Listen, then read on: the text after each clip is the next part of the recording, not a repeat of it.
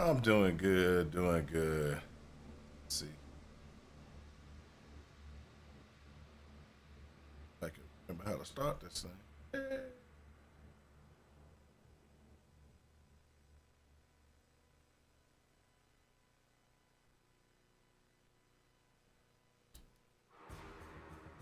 Hello, everybody. Welcome to the party. It's your boy Mountain. We're back again for another day of Path of Exile. Sorry about being gone for such a long time. I've been gone since December last year. Been a lot going on. Lot going on.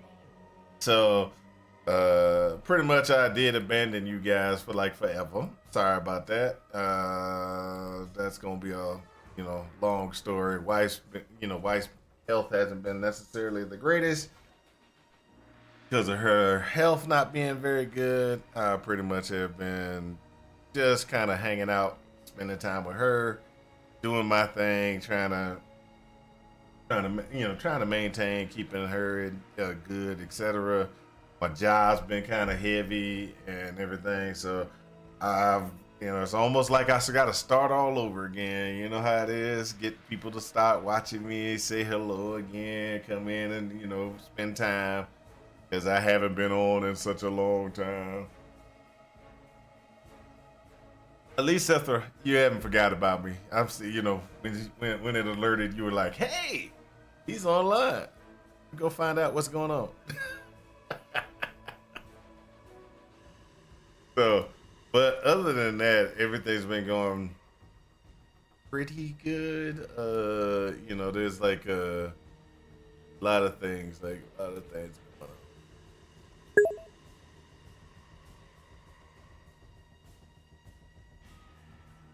on. Oh yeah, you saw the Discord alert.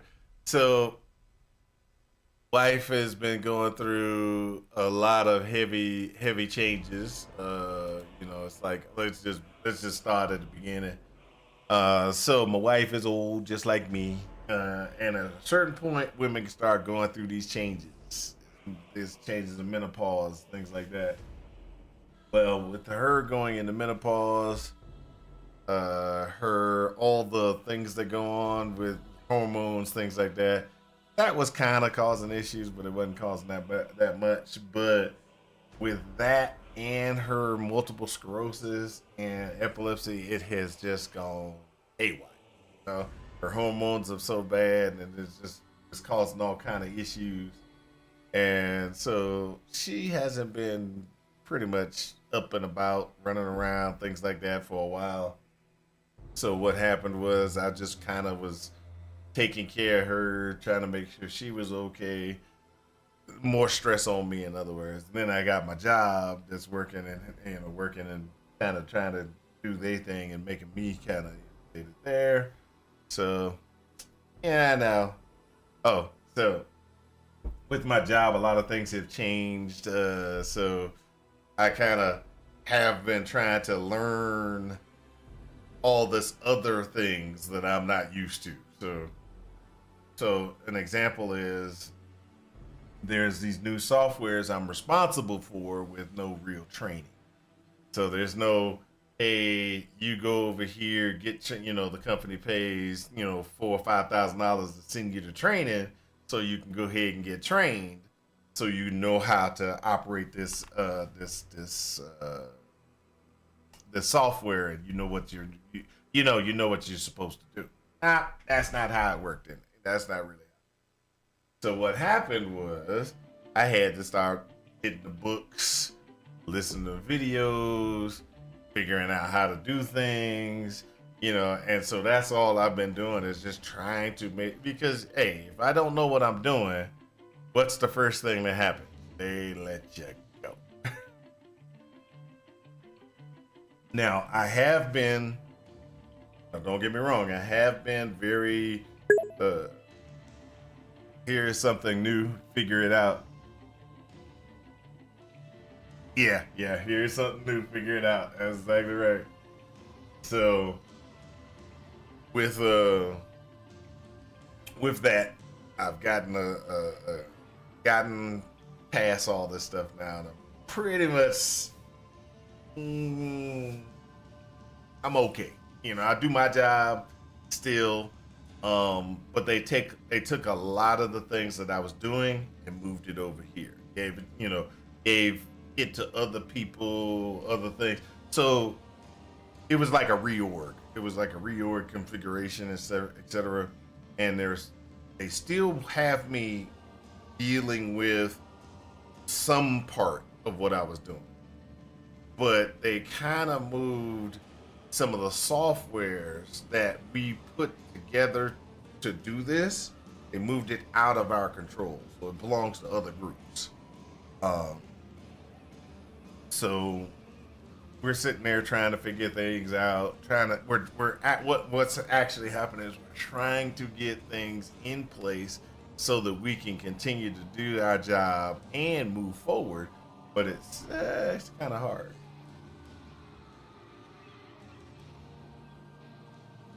And so for me, that would be, we have the new company stock coming in, but we aren't telling you when it's starting or what you have to do with it. Yeah, it's like, a whole bunch of stuff just drop off at the dock and you're like, huh? What's this? I can see that. I can see that could be painful. That could be real painful. Like, what's this? Oh, you want us to do something with that? Oh, yeah.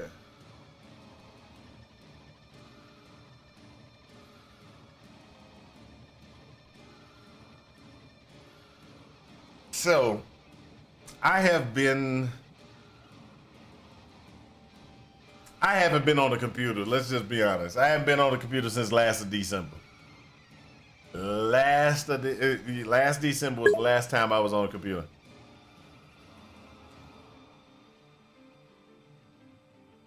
They gave us a new chair, but it's child size.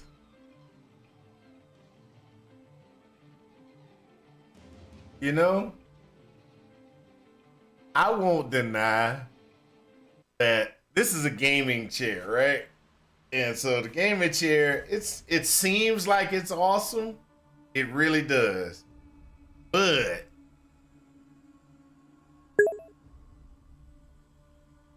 my fat butt doesn't fit in it. I will say the following though.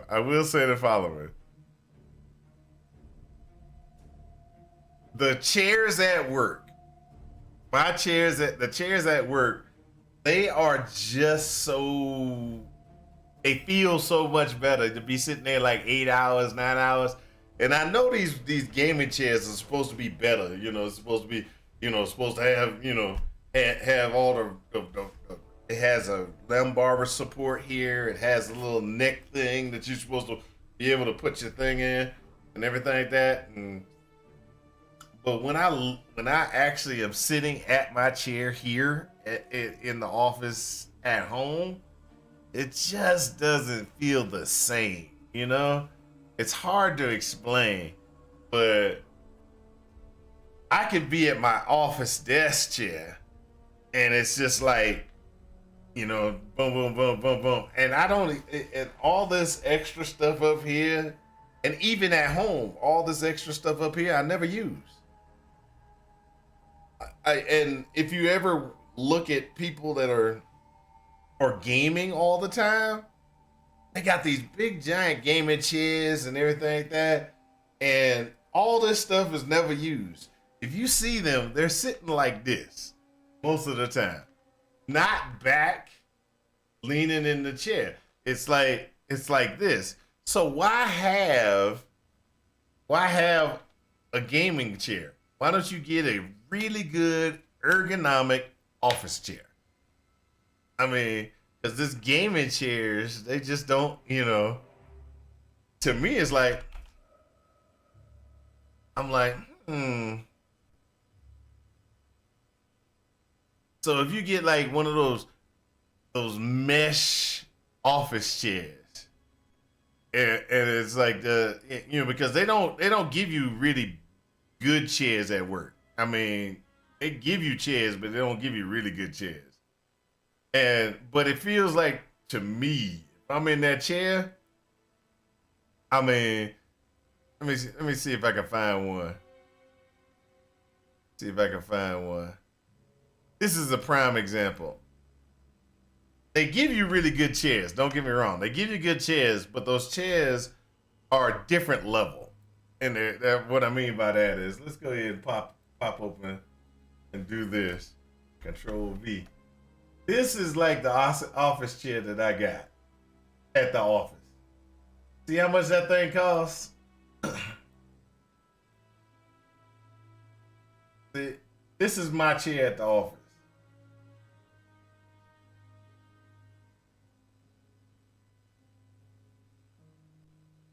We don't have this piece. They didn't give us. They didn't give us this piece and the headpiece and everything like that. But you get the chair itself with the things and everything like that, and they slide out, slide in. They adjust left, right, up, and down, everything like that. This is the chair. This is the exact chair of my office, and it's $544, right? All right, so we got $544.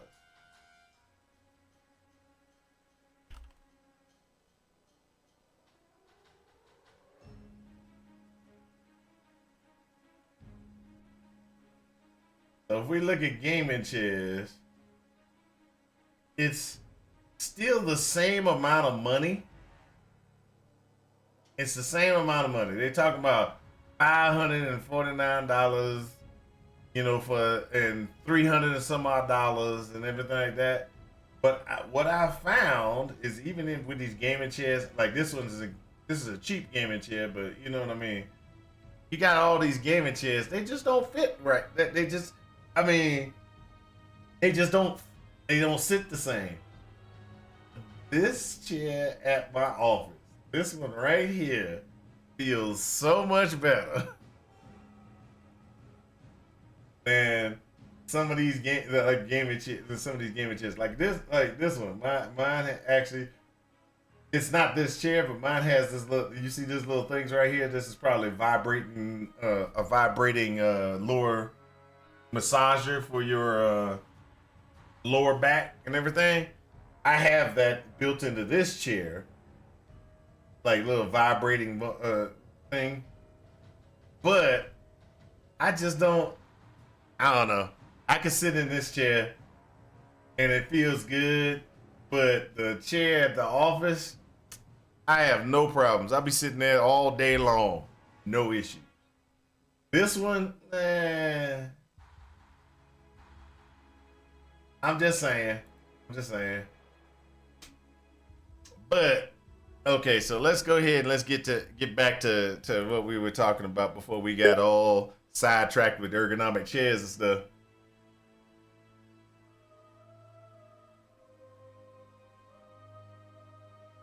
The one on the lower left look good? Sorry about that. I kind of got rid of it, closed it. How much of a delay do I got? Do I got a ton of delay? I hope not, because I don't, Somebody said at one time I had like a 30-second delay or something between me. It just looked like a normal armchair.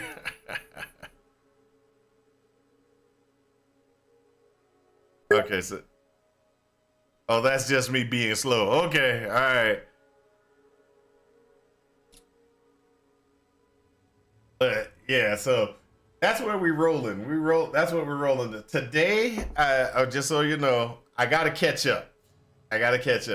And so what I mean by catching up is there's a ton of things that have come out, most likely about the games and stuff like that. I don't even know, but I already see this, that there's something called Shattered Omens that happens in 33 days.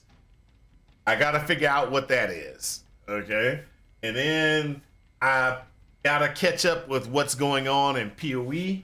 Let me go ahead and pull the Path of Exile out open so we can go ahead and figure out.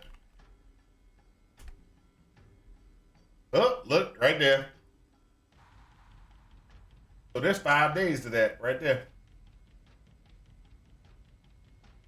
So we gotta catch up on the videos and stuff for that as well. What do you mean I don't need to bother with that? I don't need to bother with looking at Shattered Omens?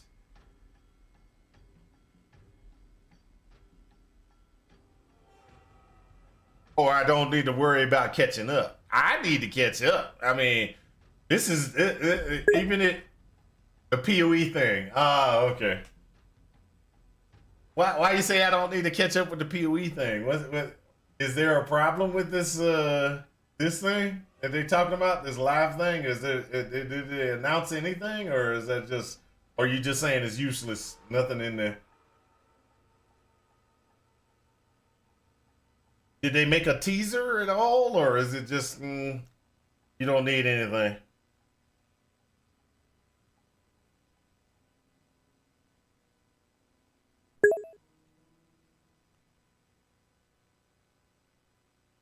Oh, it's the same people play for a week and then nothing. Okay, I can understand that because it's pretty easy for them to get on through. But I will say that I still want to kind of see what's going on. Like if they got I don't know. There's nothing. Are there any new things that they're trying to tease? I know the teasing doesn't start. They won't start teasing us really hard until close to on the 26th. But I want to at least know what's going on, kind of catch up. I know it's terrible, but I do want to catch up and everything like that. And oh, Sethra started one. I'll join.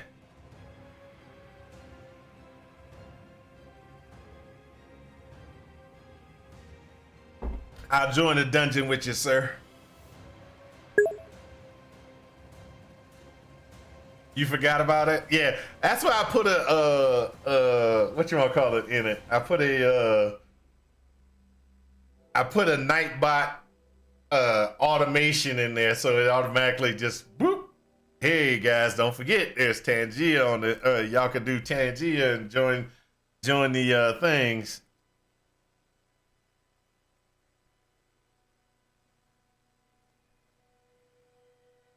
But all in all, that's what's going on. I'm trying to catch up, make sure the wife's doing fine. Wife's doing great. She's we're going to the doctor not this upcoming week, but the next week to try to see if we can get better stabilization for her, but that's about it. That's what's up with the wife. That's where I've been kind of dealing with that. And now the funny thing is, you talk to people that are around here, people I live with, things like that, my family, stuff like that. They're like, "Oh man, you're doing such a good job. You're such a good husband." And then they keep on going, "This is amazing." And I'm going like, "Oh, but this is what I'm supposed to." I'm like, they say this. "This is amazing." And I go, "Bruh." Cause I'm like, really? This is part of being married, people. This is part of being married. This is how you're supposed to be. You're supposed to be like that. Okay, so let's go ahead and try to get this look at these videos. So there's a video here, and we definitely want to watch it. All right, so let me go ahead and pause this music because I want to make sure that y'all get the full what you want to call it? The full kit and caboodle, the whole thing. And plus, I need to watch it myself.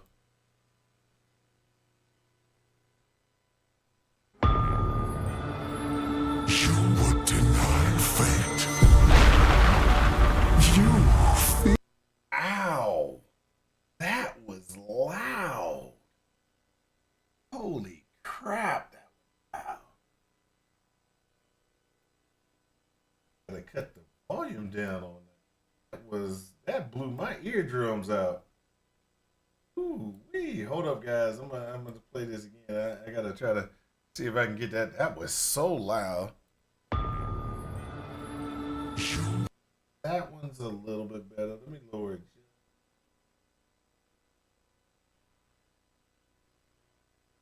Wow, that was loud. That blew my eardrum. I'm sorry, guys. I'm sorry, Seth, for if you were sitting there had headphones on and was like, because that was loud.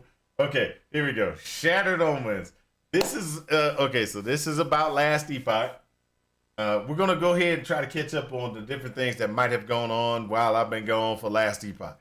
So we all know Last Epoch only got probably about one more release, maybe a second release before everything goes to heck, before it all goes down the drain. We all know this, okay? We know that it's going to go down the drain really quick. This is probably the last good release before the company that paid to bring to take over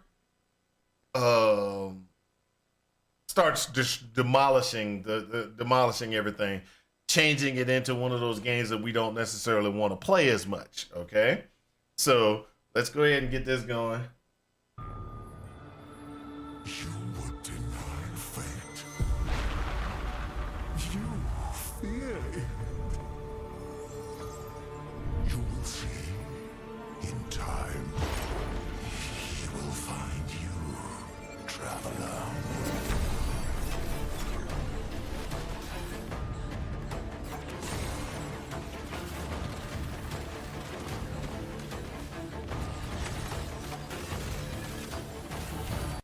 Okay, I will say this. I will say this.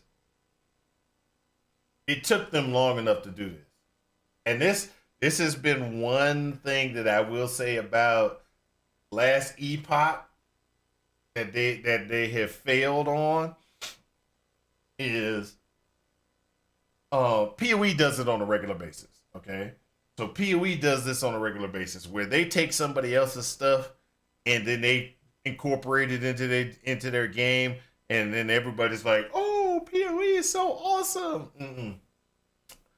And PoE they're good at capitalizing on mechanics that somebody else might have put in and bringing it into their game so it's functional or it's awesome, right? Right there, that's rituals. That's the ritual altars right there. I'm sorry to say it.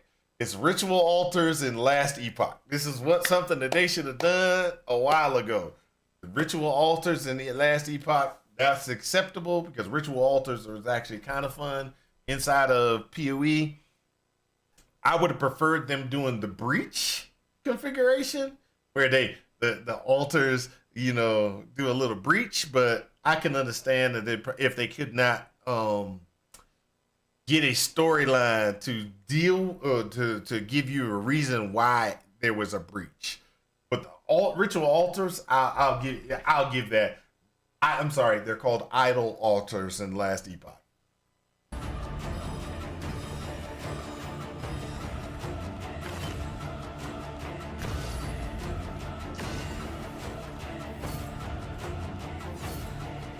Corrupted items.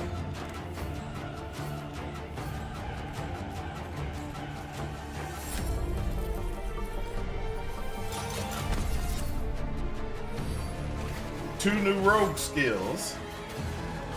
I like that.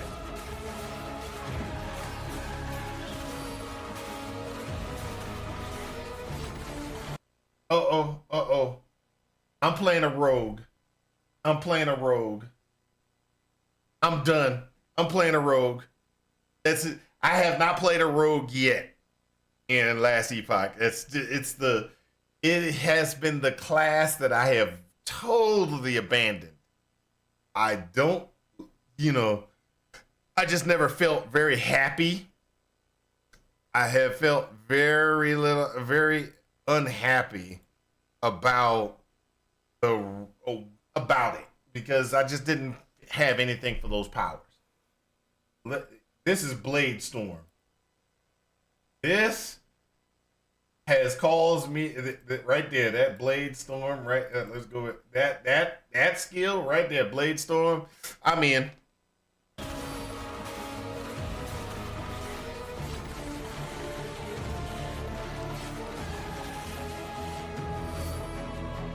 So, just a FYI, just in case y'all forgot, Blade Storm was one of my favorite powers in Path of Exile.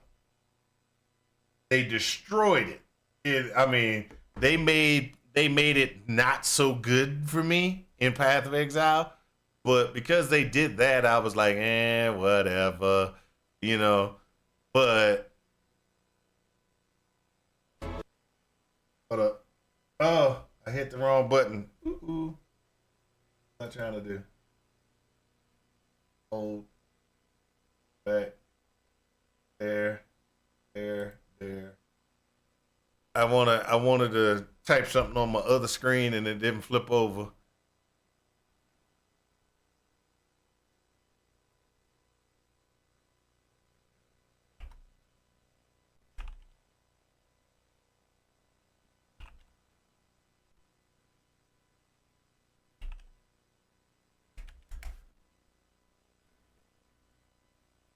There we go. I just wanted to put something in the window so everybody knows I'm back.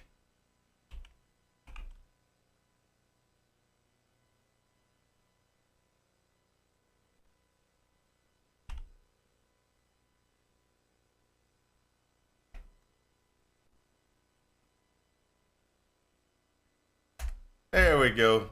Alerting everybody. I know, Seth Rose, you already got the alert, but I wanted to make sure I did a double alert, kind of like make sure everybody knows I'm around. Okay.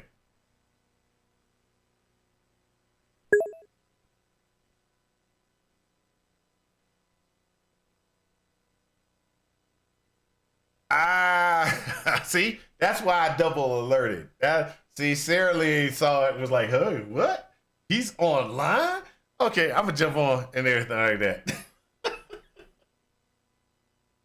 Hey, Sarah Lee. Hey, just because you joined and everything like that, I'm gonna do something for you. There we go. Boom. There's a new dungeon online. There you go. I started a new dungeon for everybody. That's a celebration for Sarah Lee joining. Hey, Sarah Lee, you're gonna have to put on some equipment, man. You level 3, you never put equipment on? Oh, that's terrible. All right. We gonna run through this dungeon. You gonna probably die because you only got no clothes. You running around, no clothes, getting into a dungeon. So sad, so sad. Okay, but all I know is to type join. Okay, so if you're on the computer, on the right-hand side, there is an extension that pops out, and it should allow you to like put on clothes and change your gear and do all kind of things to your character. Just in case you didn't know that, it just go to the right. It is like it pops out. It's a little extension that allows you to do that type of stuff. You can be like, hey, I'm gonna put this on. This is a better chess piece. This is a better so and so, and then you can get that and everything like that. Just FYI, just make sure just in case you're about to die in here again. I'm not sure.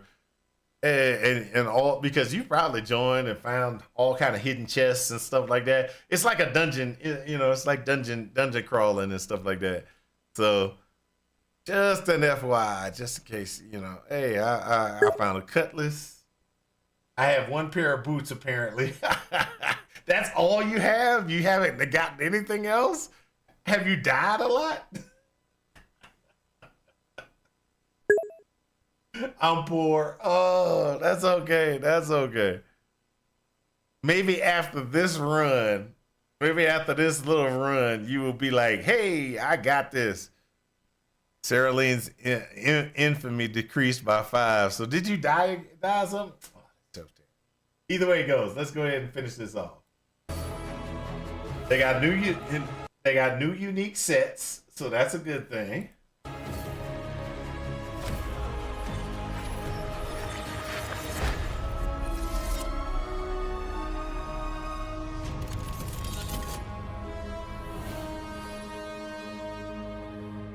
So, last epoch, March 26th, probably the last. It's probably the last good release is going to be on March 26th. So we got to make sure that on the 26th of March, we are online and running. We got to be online and running because it looks like that's going to be the day. That's going to be the day. So let's go ahead and close that. Let's see if they got anything else. Okay, so they got the Omen windows, the echo change, the idle altars. Oh, so this is okay. So they are making it so that you can put in different things in different formats, so that you can, I don't know why they did that. Hey, so my question is, why did they do the idle altars? Okay, I know it changes the game a little bit. It changes the game a little bit, but I got questions on this, and this is my questions. Is the now I gotta find these things to put in place so that because you usually just go through the campaign, and the further you went, it opened up more slots for you so you can put more things in there. Yeah, you can get certain ones equipped. I think those little purple things enhance maybe your idol a little bit. But my problem is, before I could go through the whole campaign, open up the whole block, and be like, okay, go through the campaign, open up the whole block almost, and put whatever I want inside of it. Now I gotta find these idol altars and kind of switch them out and put my idols that I want in, and I might not be able to get a fully open one. So is that going to be a problem? The question is, am I going to lose power? Am I going to lose power because I can't open up the whole entire thing? That's where my question comes in.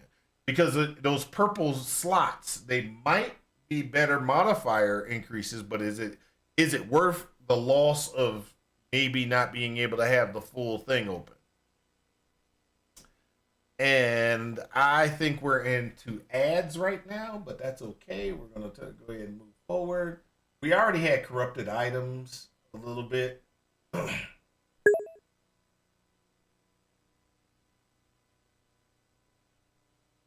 Yeah, hopefully the buffs are strong on those. Now, the corrupted items, we had the corrupted items before. I'm wondering if those corrupted items, they're not really corrupted items. Let's just be honest. It's not really a corrupted item. Before it wasn't corrupted exactly. It was kind of locked and you couldn't do anything with them. Now you can corrupt them, everything like that. So that's actually pretty cool. The best skill ever. Blade Storm. That's going to be, I got to play this one. Because, you throw spinning blades towards your target location, it will hit nearby enemies 3 times per second. So you, boom, and the blade spins. And so you throw it out there. How many can you stack? That's going to be a good thing. I got to try this skill. It's a rogue skill. I got to try this skill. That's my thing. And they changed the Primalis a little bit. They got a graphic overhaul, so that's an animation overhaul. That's actually pretty good. And they got some quality of life updates. Loot filter updates, a new crafting tutorial, and much more. So this will make the crafting tutorial. This will make this right here. That's actually something that Are We Dead Yet said that he wanted to have. He was like, oh, I gotta have that, And so, Are We Dead Yet might actually enjoy the point of fact that they added that. He was claiming um he was claiming that there was issues because there wasn't no information about the crafting while going through the campaign. He was like, "Oh, you don't get anything," and I'm like, "I don't know what you're talking about. This is the greatest thing ever. It works, you know." And so he was like, "You need a crafting tutorial." I was like, "Well, they kind of prompt you that you got to go crafting multiple times," and he was like, "So yeah, okay. I will say that I am kind of happy with some of the things." Uh, da, da, da. This is the one that everybody's probably pissed off about. They were pissed off about it last year, and still probably pissed off about it.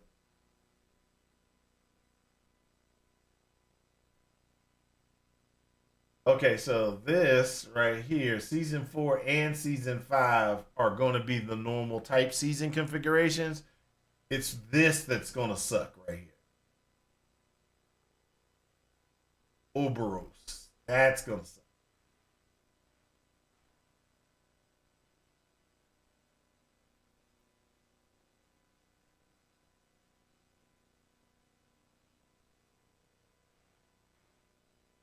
Okay, so that's it for this one. We've caught up to date. We're up to date now on Last Epoch. Let's go ahead and look at this one. Now I have not seen this yet, so let's go ahead and see what this one's about. It's the teaser. It's the teaser for the for for the new Path of Exile that's gonna be coming out. Let's go ahead and look at this Time itself is at stake. To survive, I will grant you a wish.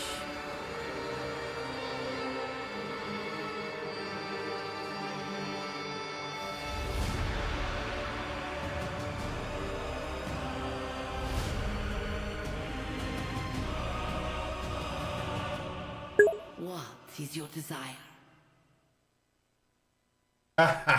one. This is a fake. It's a mirage. Okay, I got you. I got you.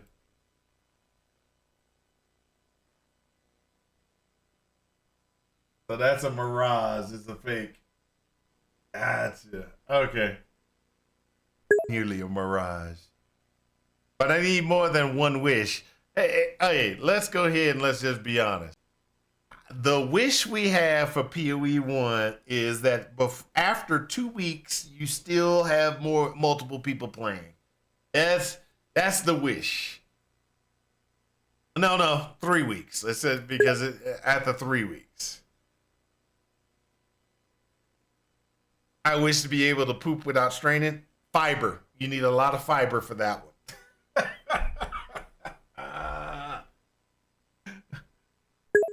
Milk of magnesium. You need that milk of magnesium stuff. That'll get you going. That'll get you going. Okay. So we're done with that one. Let's see here. We caught up to those two, and then there was some other things that I heard were going on that I don't know for sure if that is the case. Let's see here. So let's go here.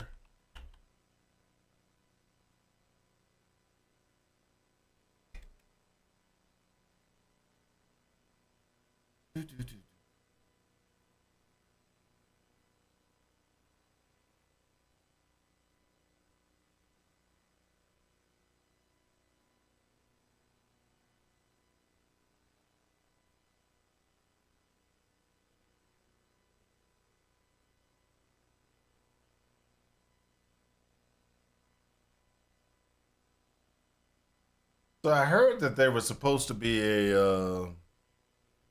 There's supposed to be some other game that made an announcement. I don't know exactly what that game is. I'm trying to look.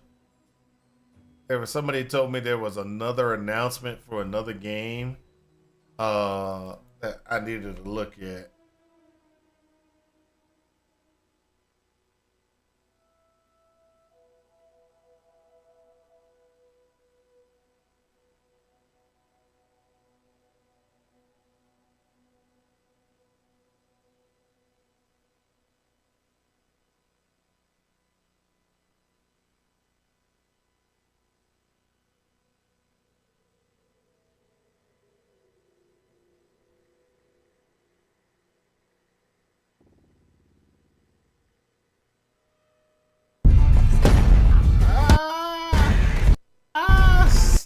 Stop. You're too loud. Oh my God, you're too loud.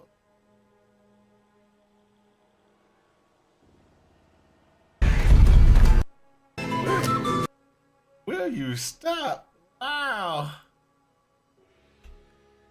Things are just too loud. I gotta fix that. I'm sorry guys about that. That's just terrible. So this is the game I think everybody was telling me that I needed to look at. There's an announcement for a new game. It's called Dark Haven. It's called Dark Haven. I haven't seen it. Oh, this one is weird? Okay, all right. So everybody has seen this except for me.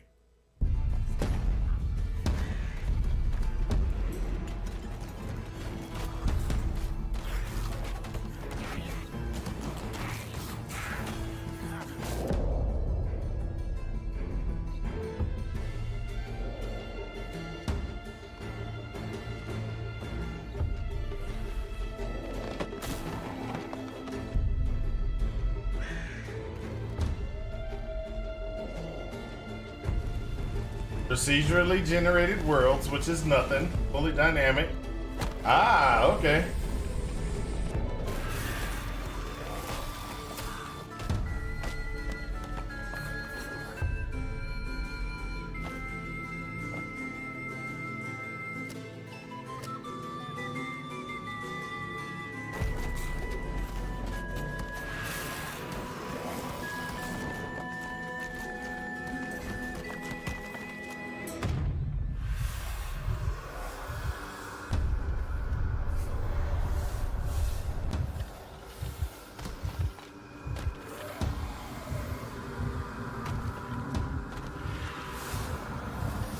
Okay, so from what I'm getting,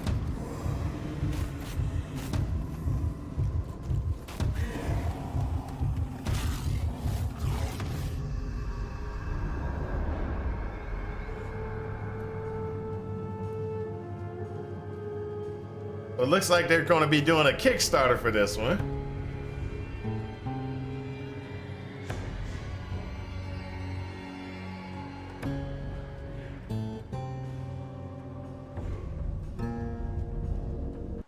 Okay, so what I'm getting from this is it's a Diablo 2 with better graphics.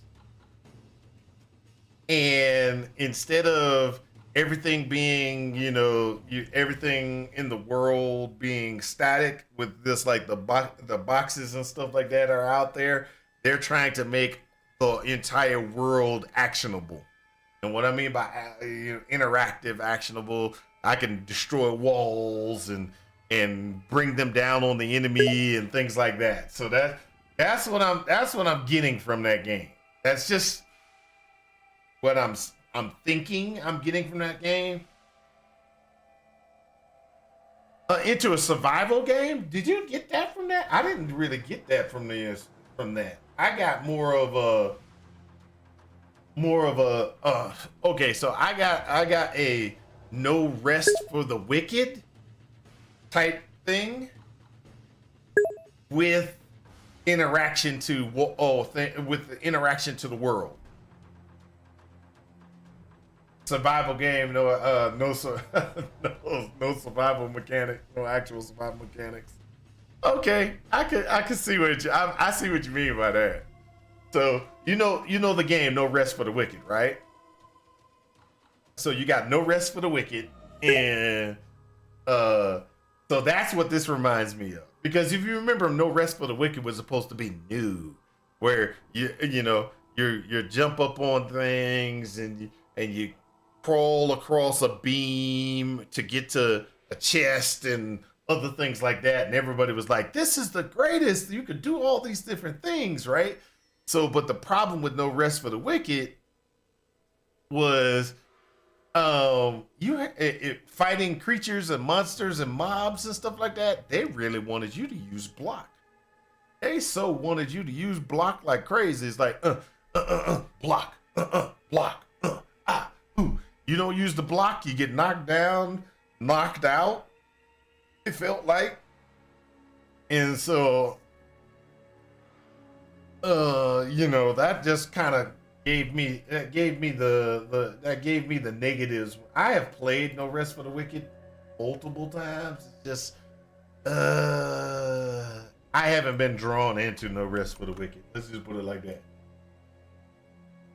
Now this one, while I was doing some research,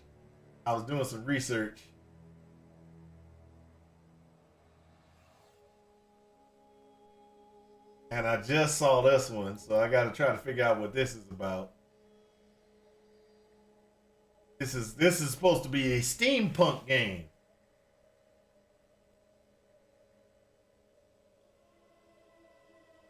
It's supposed to be a steampunk game, so this might be something I need to look into.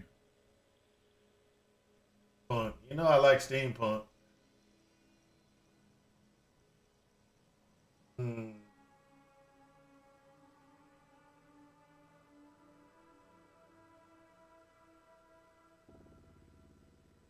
Supposed to be coming from Epic Games or something like that. Give me some gameplay, though. I got a little video here, but this don't tell me nothing. Come on, people, give me something. Hold up, gameplay first look. Let's look at this.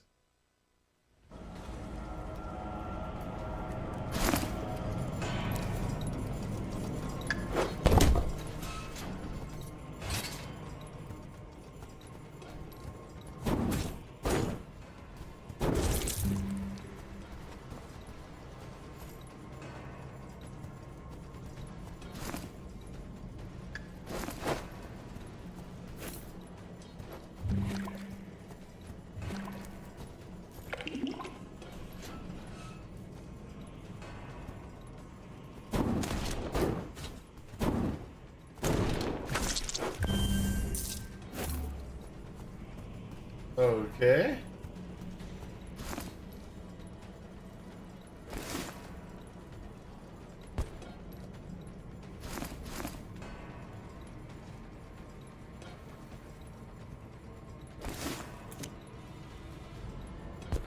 In other words, it don't tell you what to do, but read it, it tells you what to do. Okay.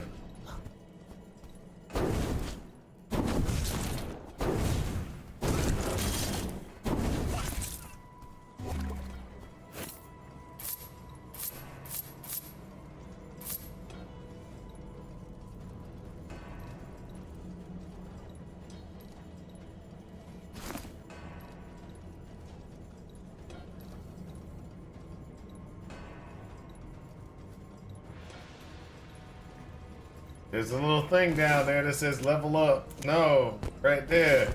What is this? Is this like somebody who don't read? Oh my gosh, it drives me crazy. Yes, no, there you go.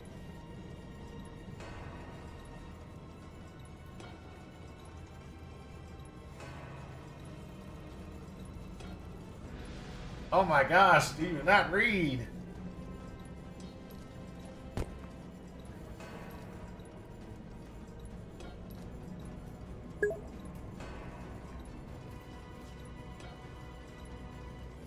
That's what I'm like. I'm like, hello? Hello? Are you not really paying attention?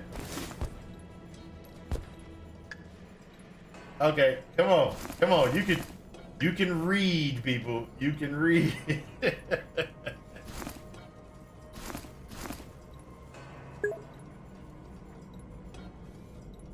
Yeah, he didn't pick up all the keys. Yeah, so this is one of those guys that will never get through the game. He's just there. He's just there.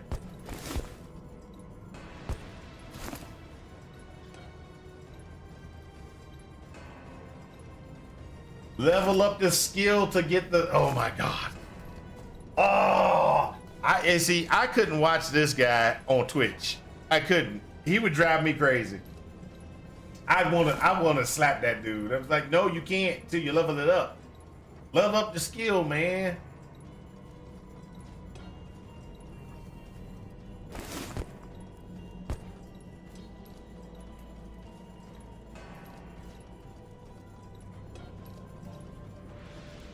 You gonna, oh. Yeah, can still see something on the ground. This person, yeah, there goes another skill key. Come on. Ah, you're killing me.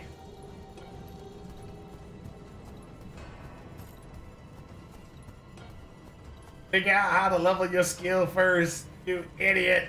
I mean, no, the guy is very new to ARPGs.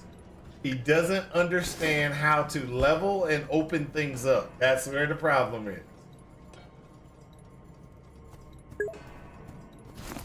Bless his heart.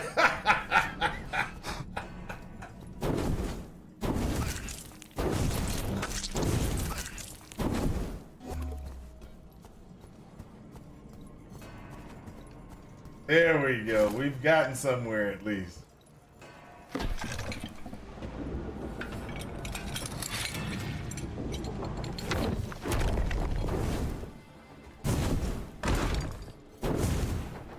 No ether.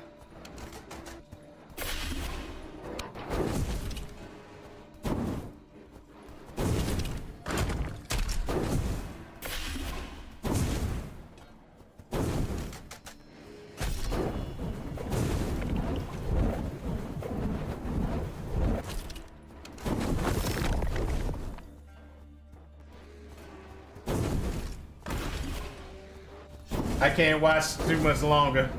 I can't watch this dude too much longer. In the dark. He better pick everything up.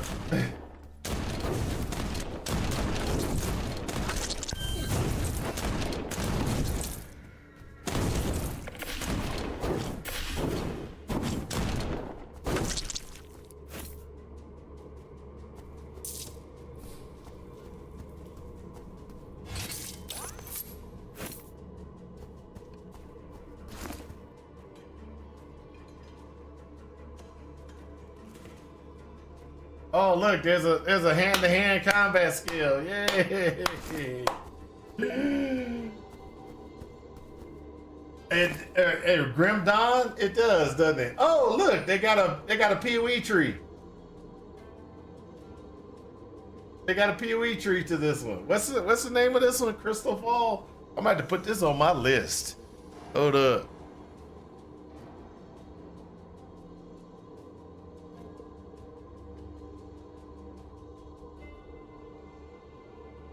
I gotta put this on my list right there. Crystal Fall. What's his name?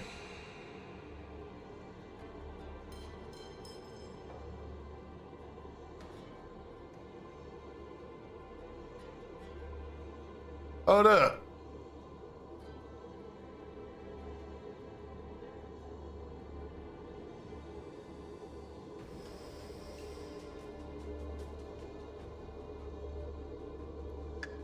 Hey, Crystal Falls in demo. You can actually play this thing. It's on demo. Hey. Okay, we gotta stop this because this guy drives me crazy. I can't watch any longer. I can't watch any longer. He drives me crazy. So when I was looking for ARPGs just a while ago, just so you know, this is why I'm going through this one. I'm typing in all these different things.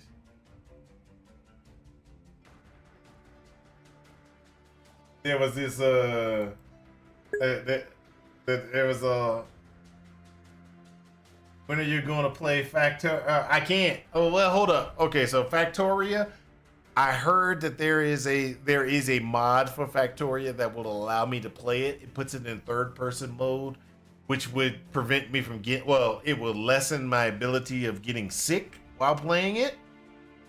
I've looked at it. I've looked at it with a friend. We were sitting there and we were actually looking into it and everything, and it looked really good. Satisfactory? No, Factoria. I think it is. Hold up a second. Let me make sure that. Factoria is. Isn't that the first person one, or am I mixing them up? Factoria is already third person. Oh, I didn't realize that. Put that on. Let me throw that on the list. I didn't realize that.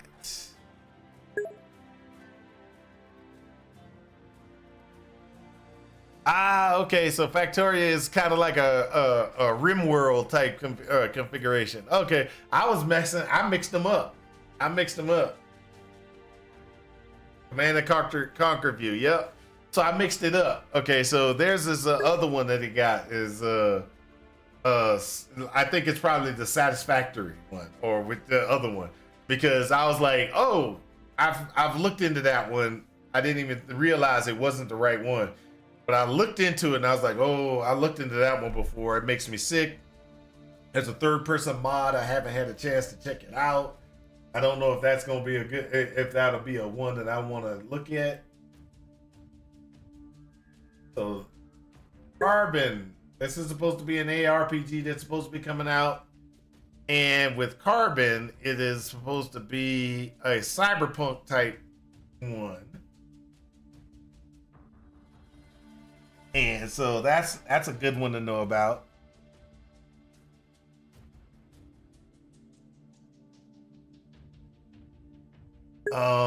Let's see here.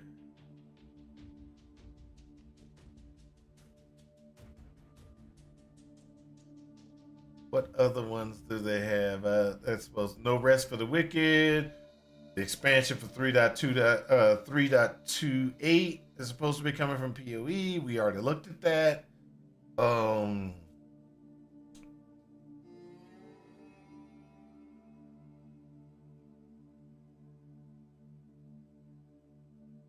then they got this brand new one that's supposed to be coming out. Hold up. Let's look into this one. Moon Hunter.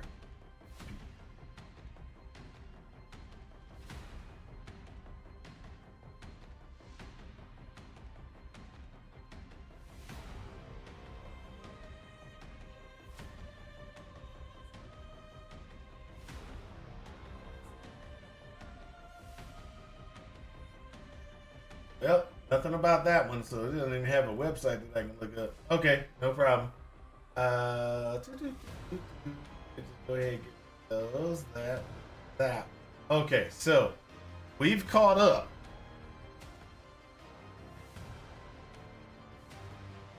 Start up picture. Okay. So we've caught up. We've caught up with everything that we've caught up with everything, and I'll look into getting and pulling down Factoria, and maybe we'll go ahead and run Factoria and everything like that.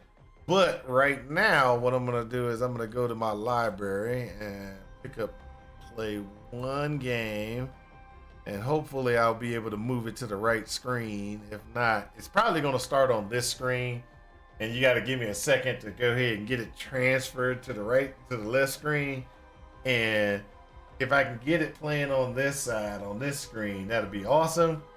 I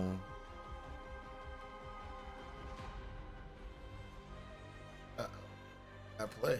What's up with that? Launching. It's launching. It's launching. Launching.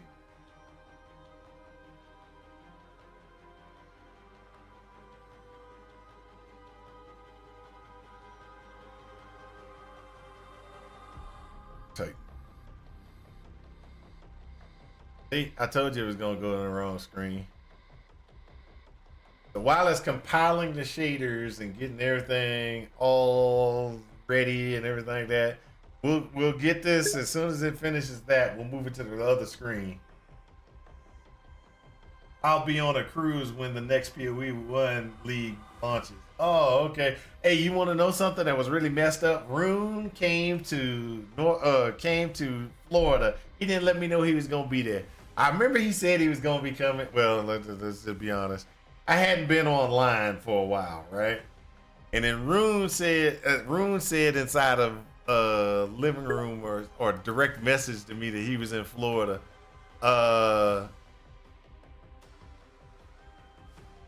He's actually yapping. I just saw that, Sethra. That's just wrong. You know I'm over here working. I'm just waiting for games to come. I was waiting to go through the catch up. And then I was going to go ahead and start playing games. Sethra's up there talking about I'm just yapping.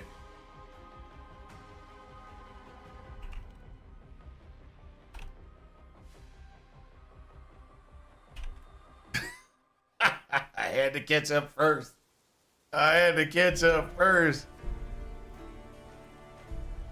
All right, let's see here. Let me get this changed.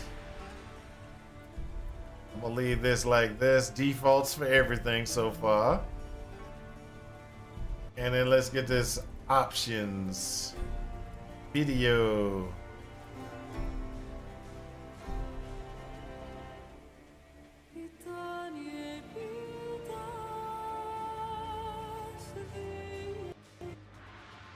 Uh-oh, it crashed.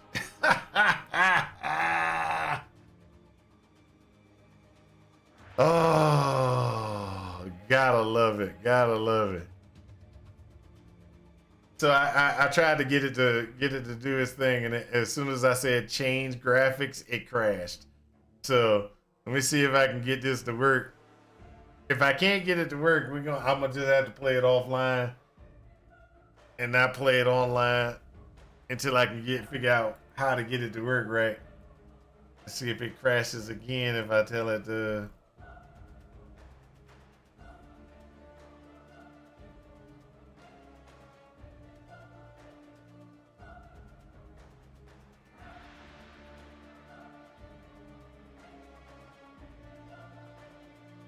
All right, let's see if I can get this to work. Come on now. The window.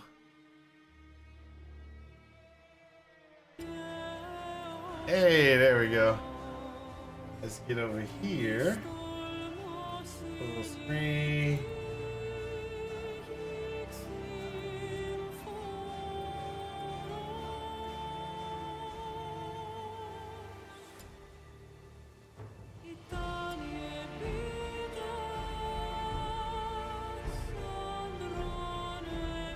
There we go.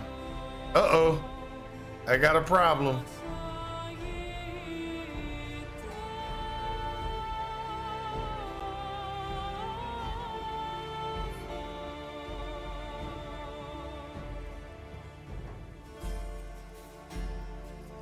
There we go. When it crashed earlier, it crashed completely.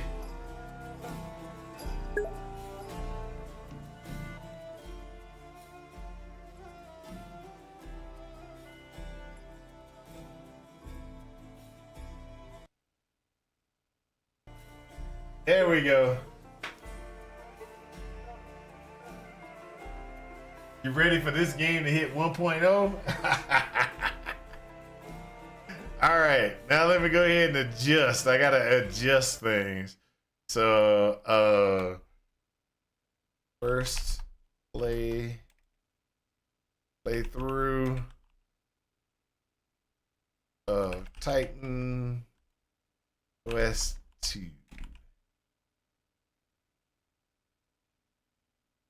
There we go. Grab that, Control C.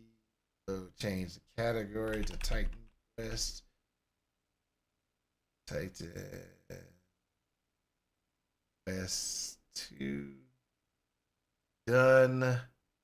And then let me change my modify and change my The other one, because I am dual streaming on YouTube as well. So change this to Titan West to save. There we go. I've adjusted over to the other. Now we're going.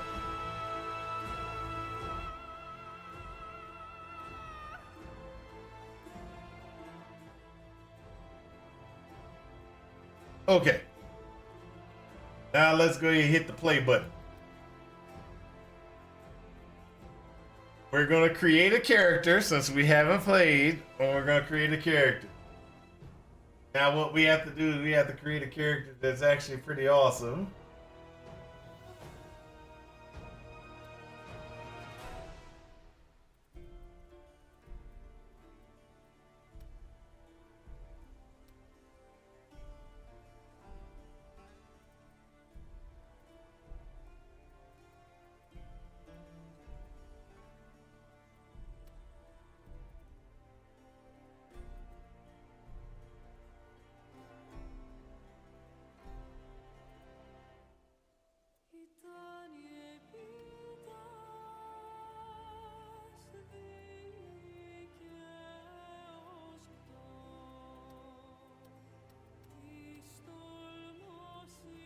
There we go. Gotta change the beard style.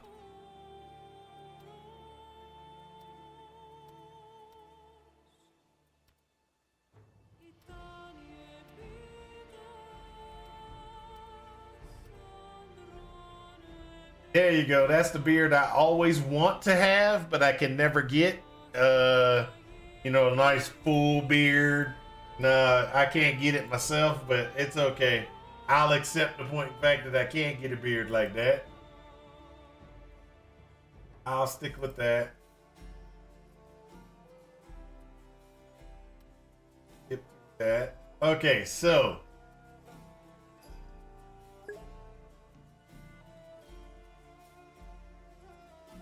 this is the real me. this is the real you. Yeah, that's right. The beard, you know, full beard, you know, everything like that. That is the real me. You know, that's what we want. We want the real beard and everything like that. But you know how that goes. We're trying to get that. We're trying to get that. I've been trying to grow beard hair on the side for like years, and it just never works. Even my barber was sitting there saying, "Okay, you're doing the things," and it just seems like, you know, I try not to take down anything on the side to try to let it grow, but it just is not actually working out. And I'm like, I know, it's crazy. It is crazy. Okay, so let's see here. Do we want to start with a dagger? You want to start with a spear? Mace? Bow? Or an axe?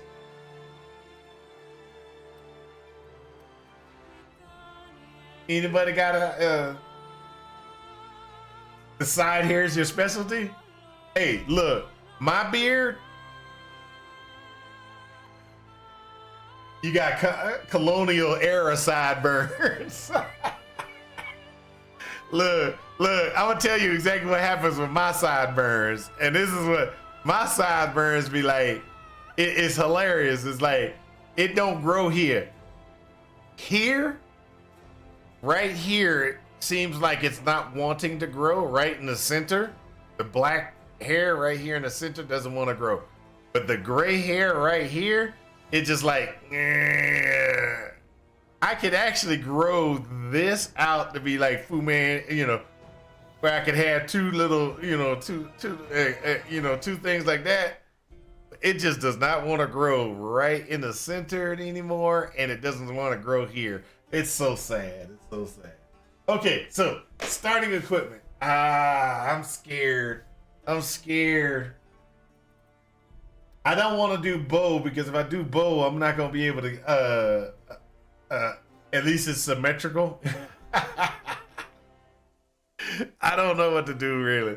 So, bow, I can't shoot very well. Let's just be honest. I don't know if I can do that.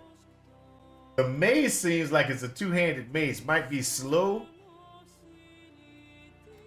Axe.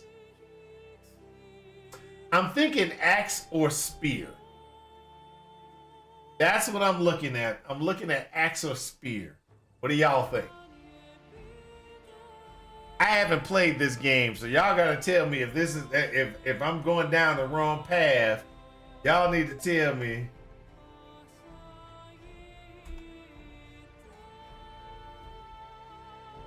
Spear is the best weapon? Okay, I gotta go axe then.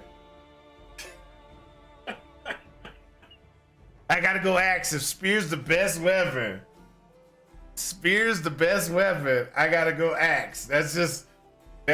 We want to keep it real. I don't want to be meta. I want to be off meta. No, I'm just joking. I'll probably do spear since I've been looking at. I meant in real life. All right, next. Okay, let's see here. My name is gonna be Mal Intent. I'm gonna go normal.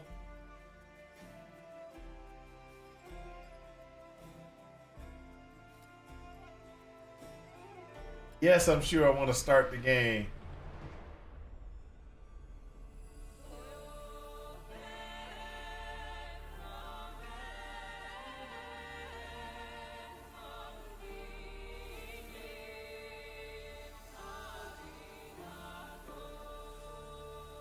Tell a tale of mortals, bound by fate's golden strands.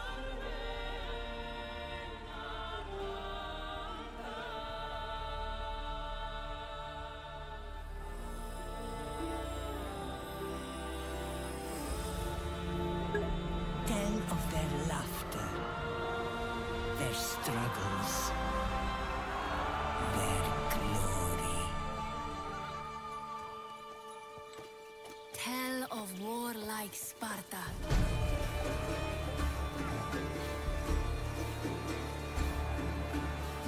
Fate destined them for godlike greatness. But the gods had other plans.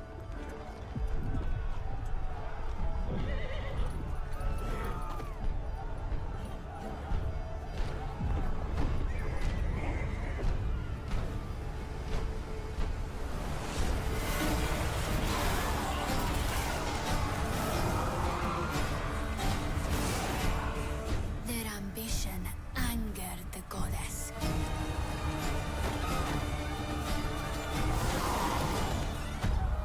And winged retribution showed them no mercy.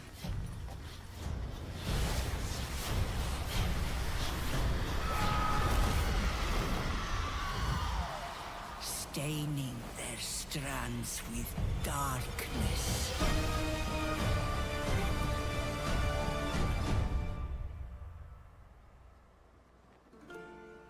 But don't cut it short. Tell us the whole story. Tell us about hope.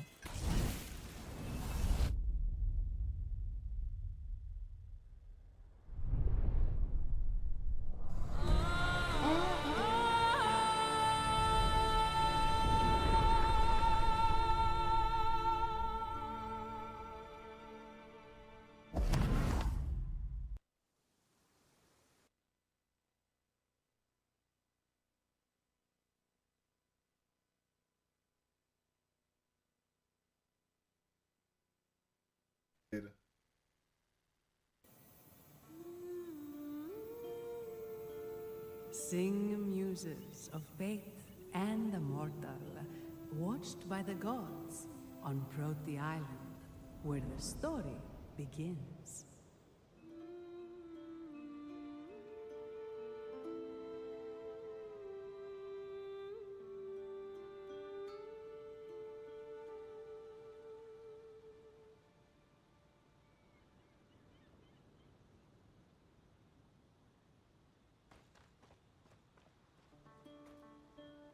Uh-oh.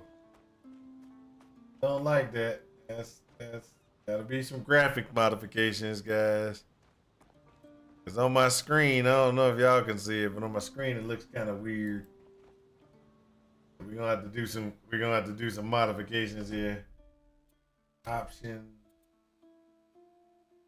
video.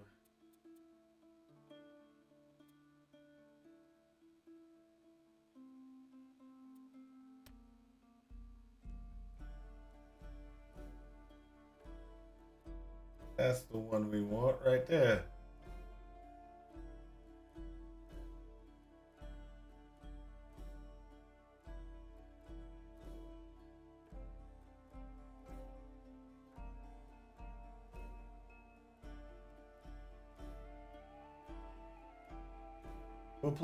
We'll apply that first and see what happens.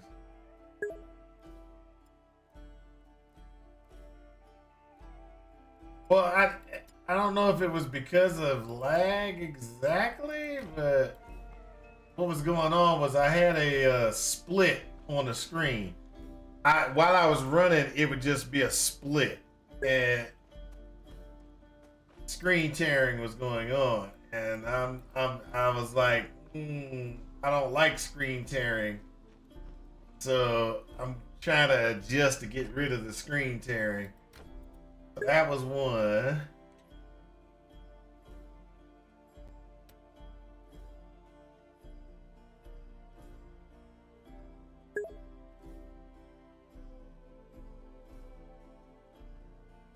Can I try VSync?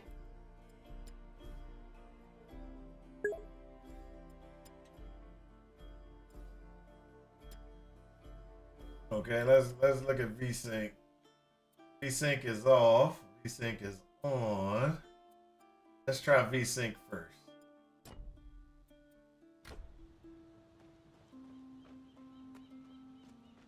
Didn't exactly.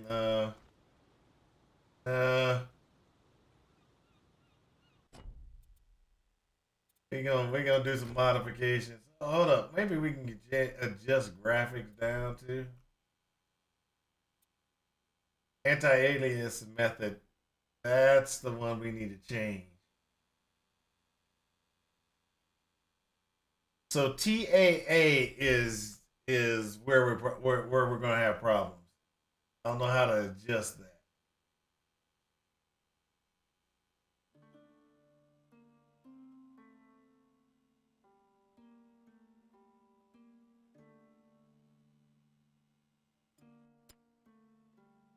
Require a reboot for that to work.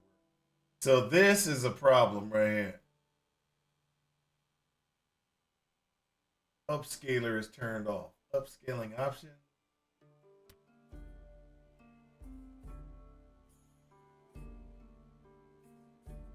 So if we turn this off, we apply. Back. TAA is not the one we want. So TAA is for NVIDIA. Anti-aliasing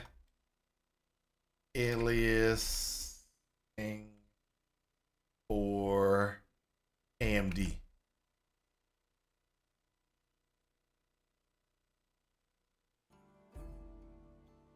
Is it TAA? I thought TAA might not be.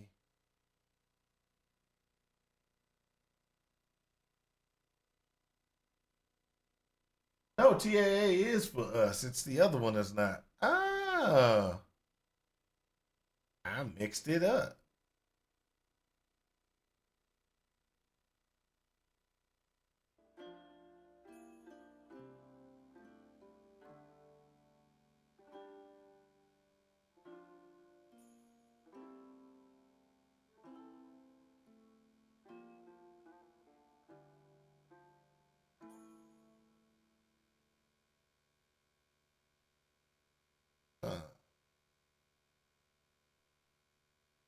Didn't.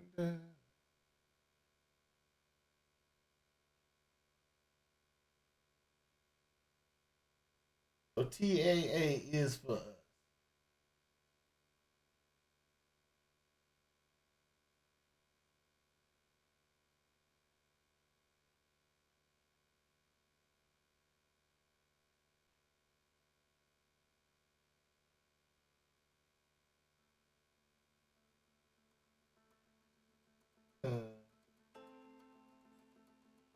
That works for me here.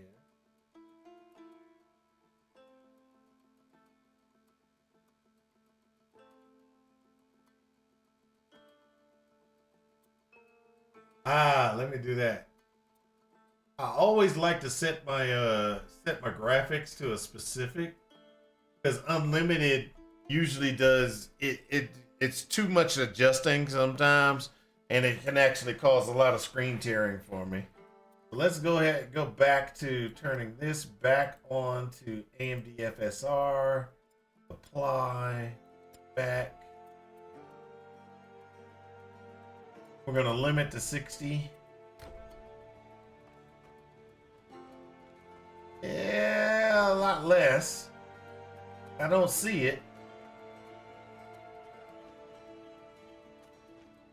I don't see this. I don't see the tearing like I did before, which is a good thing.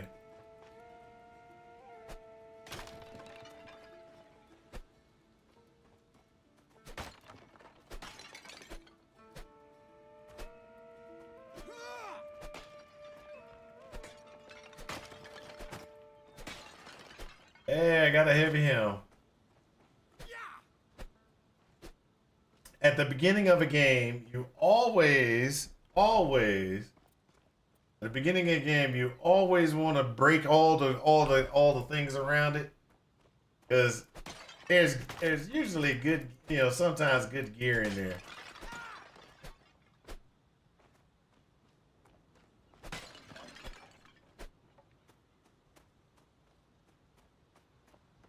Like, I got a helmet.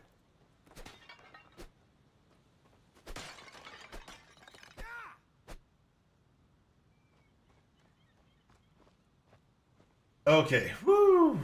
Let's go, let's go. All right, so we got ourselves on the path to awesomeness now. Let's just go ahead and gotta hold. Oh no, terrible. Tale of the mortals' victories. Uh-oh. Let's go ahead and go back to graphics. We gotta get this quality. Oh, there you go. Change that. Auto set quality. Oh. What you doing? I pressed the auto set quality thing and it just automatically did it ain't letting me do anything.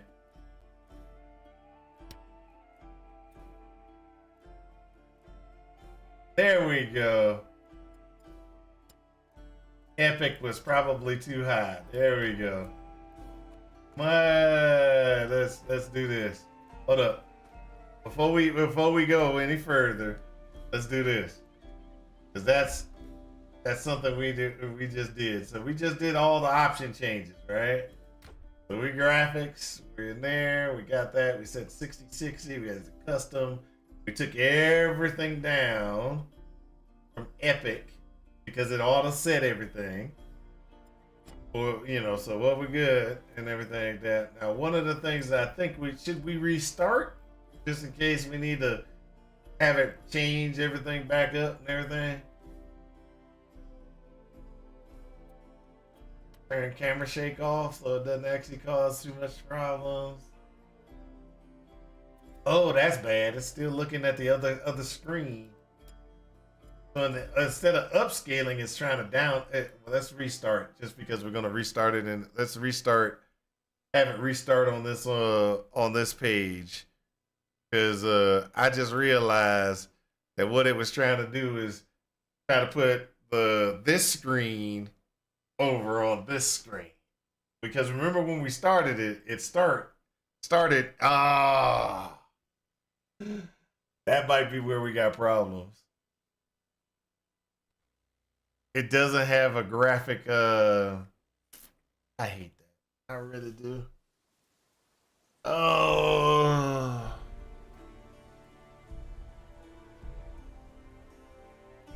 we might not be able to play this game on stream. I'm gonna have to play this all off stream. because it wants to put it on my main display, which is larger graphics, and it's ultra wide, and it won't actually put it on this screen. Okay, so let's go ahead and let's figure out something else. Let's figure out something else. All right, we can't play Titan Quest. Titan Quest is not acceptable. It's not acceptable.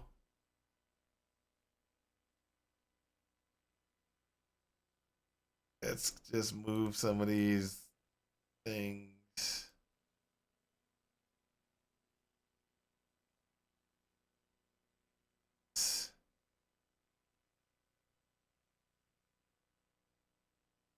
So, what we have determined is Titan Quest requires me to play offline and not online. So we got that. That's one of the main things. We got to play offline, not online. And so we're gonna have to try to change. We're gonna have to change what we're gonna be doing. Let me look at my library and find again. Oh, hold up.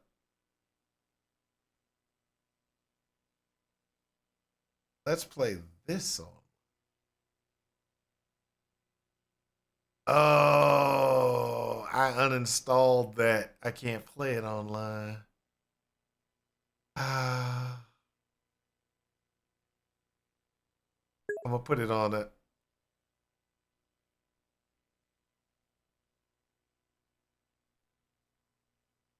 Hey, yes, I'm okay, dude. I was looking for you the other day, but I realized that you didn't message me and you can't message me on Discord. You stopped doing Discord, and then you don't have me on Steam, so you can't even message me on Steam. I had to buy my cookies from somebody else. I had to buy my cookies from somebody else, sir. Yeah, I know. That's what I understand your opinion on Discord. Not we ain't gonna get in that discussion again.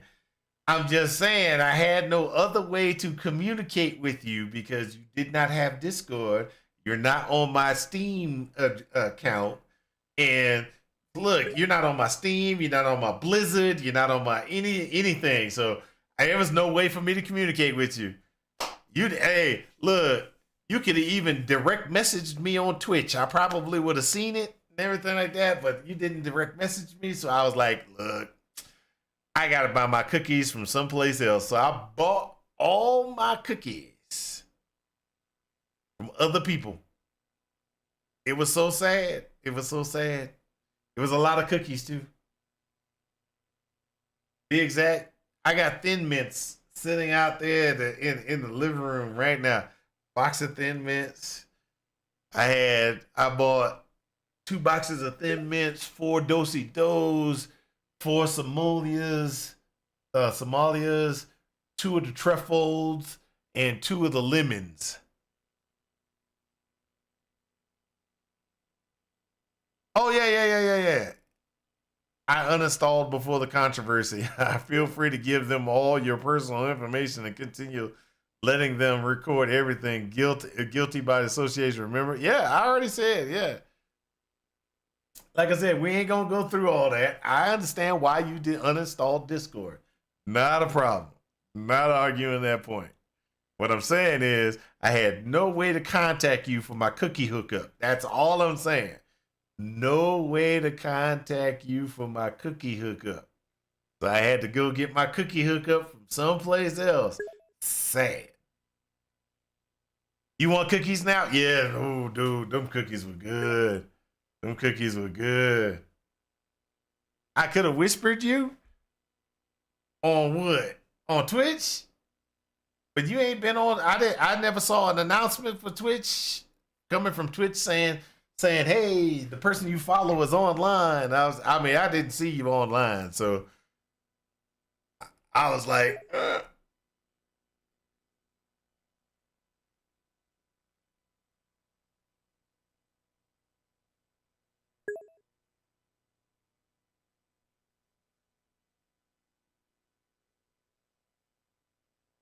I done spent so much on cookies right now. Ooh, them cookies. You always watching something? Okay. All right, understandable.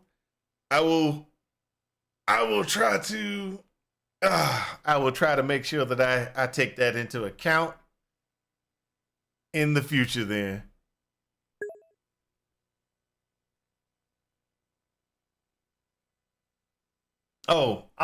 By the way, are we dead yet? Just FYI, I have already caught up on everything. And we have already discussed. I'll go ahead and snooze this real quick. We've already discussed this, but Shattered Omens and the next one is probably the last good season, the last of the good things from last epoch. Then we looked at the Mirage because that's what the PoE is called. It's called Mirage. I looked at Mirage. So luckily, I'm gonna probably play Mirage. And we're gonna just run Mirage and everything like that for Path of Exile 1. I probably will not be playing Path of Exile 2 anytime soon, ever again. It breaks me every time. It breaks me every time. I got a Tangia dungeon up, just in case anybody wants to join the Tangia dungeon. It's up and running. So, but all in all, I have probably covered everything. And right now I'm just trying to wait for games to update. As soon as those games are updated, we will probably be joining, and as soon as the games are updated, we'll probably try to figure out what we can play. So we were trying to play Titan Quest, but Titan Quest will not play on the streaming monitor. It will only play on my real monitor, so that's a problem. So we're gonna change from Titan Quest to trying to find a game to, and we're gonna go back to just chatting. There we go. Updated. We're in just chatting until we can figure out a game to play.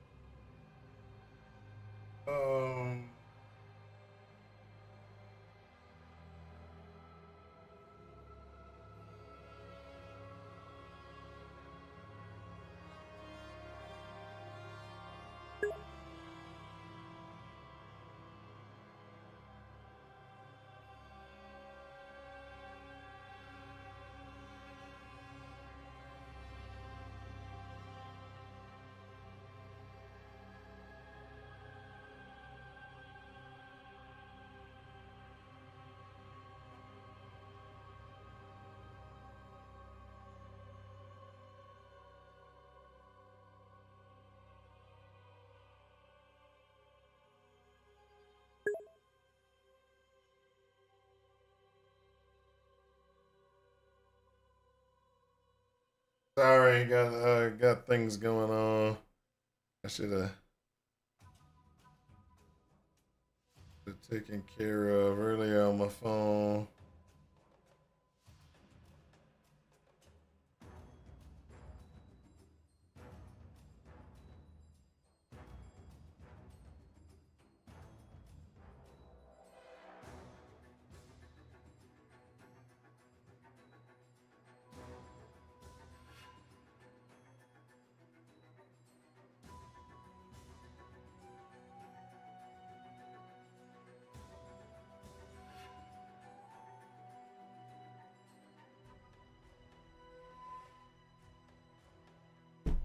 Okay, so I have good news. I've uninstalled Windows on my new rig. It's been a month of smooth sailing. Oh, so you got rid of Windows. What are you running now? You're just doing the Linux runs? You're doing Linux? You're not playing any games or anything like that?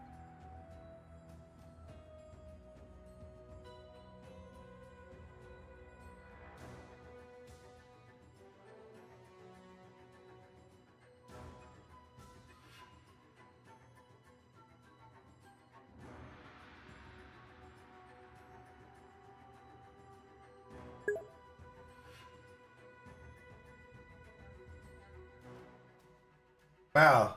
You think you would ever want to do a book club? Yes, I did. I did. Remember?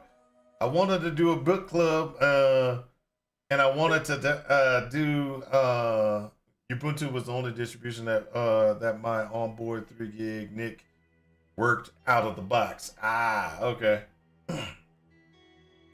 Remember, I wanted to do a book club. We were supposed to be reading Mistborn, the first book, and then I got offline for a while.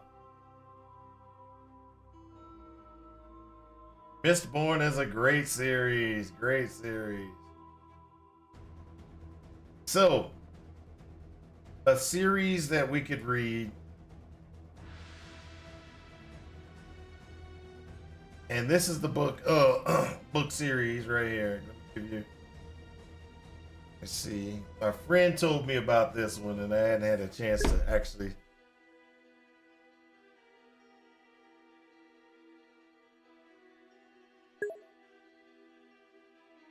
told me about this one. I haven't had a chance to look into it.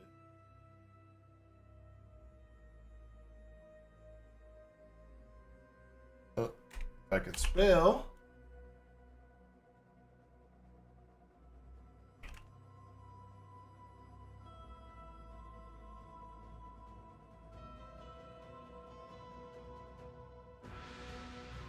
So, all the skills. All the skills. Now, I will point out the following. If we do read this book, all the skills. I have already ordered it. I don't know when it's going to come in, but I ordered the paperback from a bookstore down in the middle of town. So.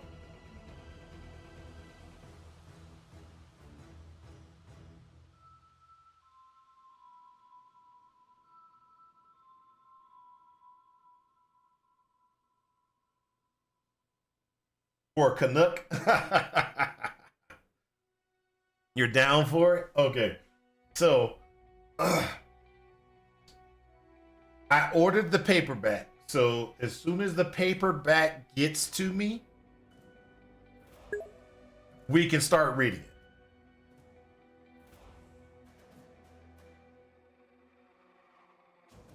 Yeah, it looks like it's a Kindle audiobook, paperback kind of configuration that you can do.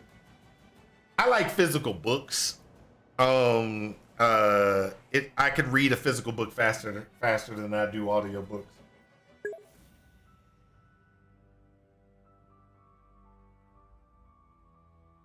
We can do the review in the fall. We do the review every book. We can do the review every book. But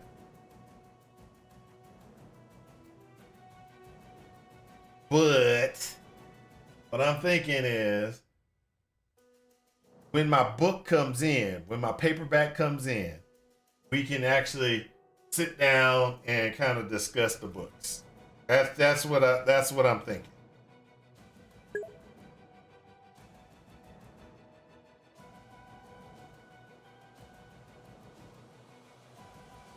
By the way, I'm still gaming, but only via Steam.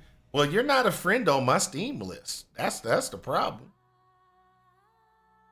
If you were a friend on my Steam list, that'd be no issues.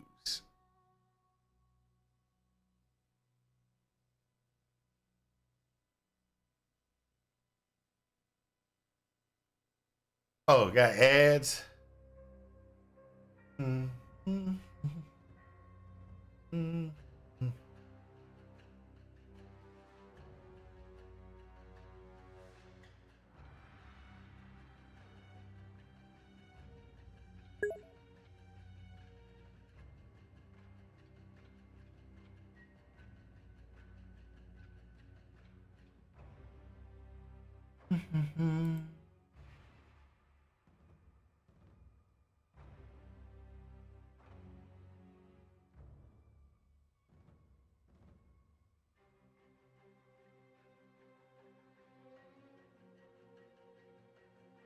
Sarah Lean, you're now on my friends list. I sent you a friend request.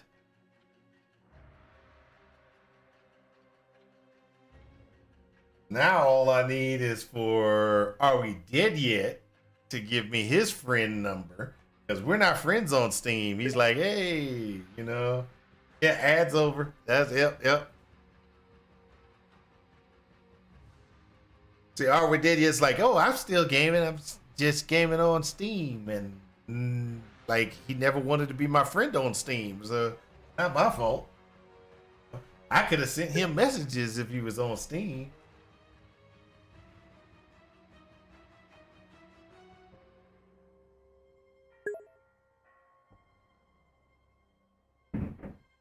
Or try searching your friend's name. Let's see if I can search his name. Nope, doesn't come up.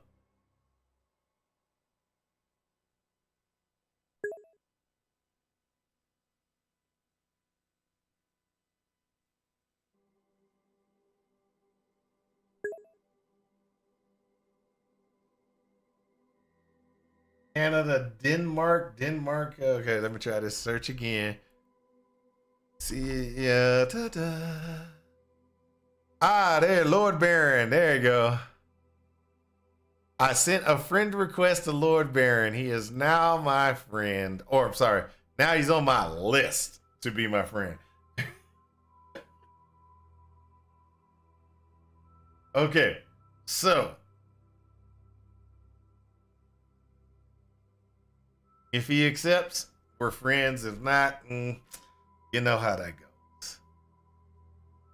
Let me go ahead and put myself online so if everybody sees that I'm online. Not at my PC right now, I'll accept. Okay, no problem. No problem. All right, so the plan until I can, while this stuff is still patching like crazy over here. That's what happens when you don't play for 2 months. Just FYI, I haven't played for like 2 months. So we'll get this working again. So my book is on order. It'll probably, usually they only take about a week before they get the book in. But all the skills, the first book I want to get. Okay. Now, there is something about this author. That author has other books, I thought. But not this. I thought Anna Ray actually did sci-fi books at one time. Or am I mixing up Anna Ray with somebody else?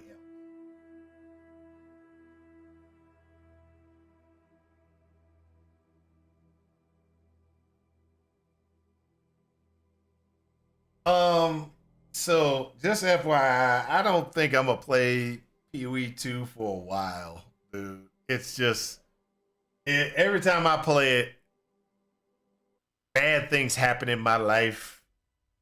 My heart gets broken.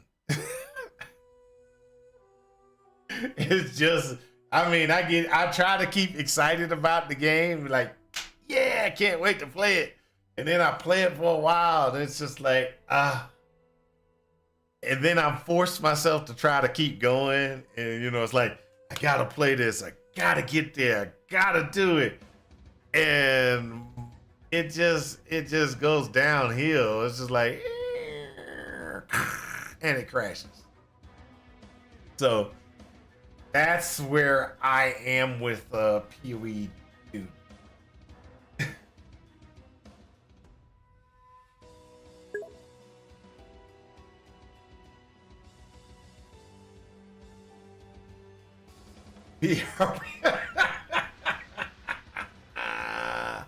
That's funny. Nah, man, I can't do it. Suffer and die for the rest of us. Okay, all right. Okay, I'll do this. How about this? I'll play it. I will play the game when the next one comes out. I'll play it on the next one when the next release comes out of PoE 2. I'll play it, but as soon as I dislike it, I'm done. I won't try to force myself through. I will not try to force myself through the game. Because I can't deal with it. If I don't like it, I can't force myself to play. But my problem is I was forcing myself to play through it, and it's just like, oh, it breaks my heart. And then things happen at my work, and then things happen with my wife, and I just can't deal with it because my heart's already broken.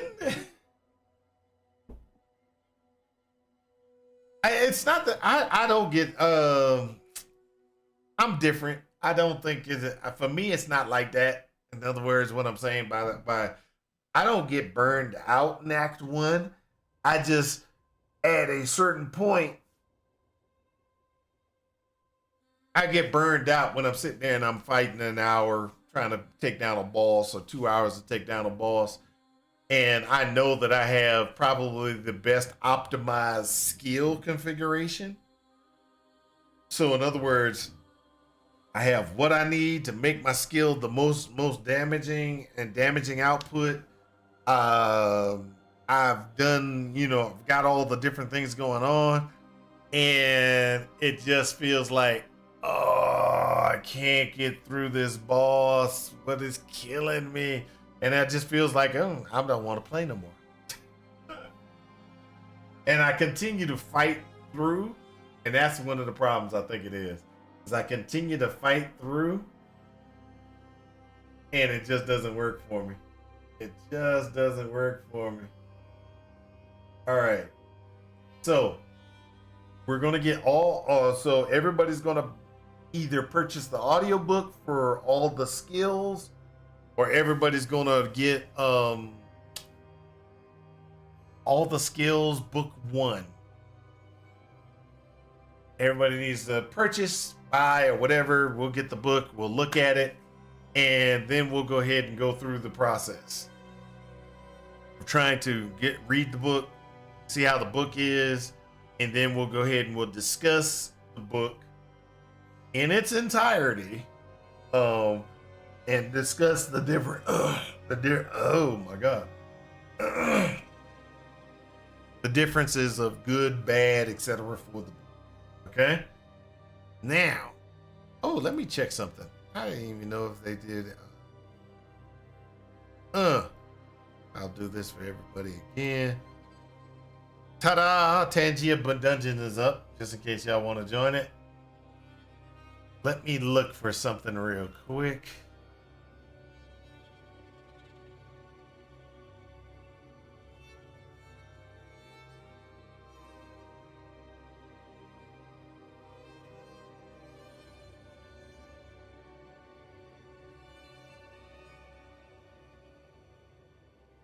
So one of the things that we have discussed and everything like that, because everybody knows that I like to write and I'm a writer.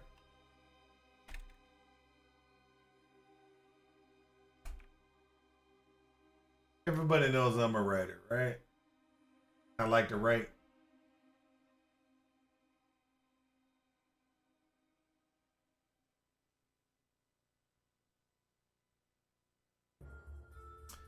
So one of the things that I have been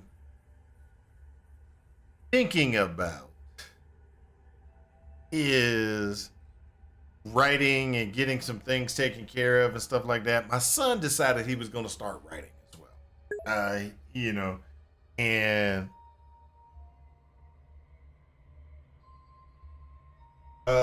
link to the Amazon. Okay, yeah. All the skills books. Amazon book 1.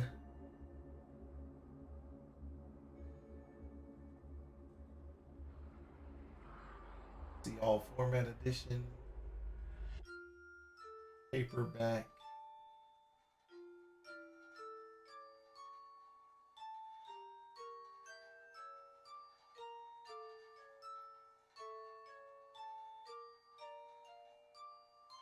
There we go. This is, that's the book we're buying. I have mine on order already.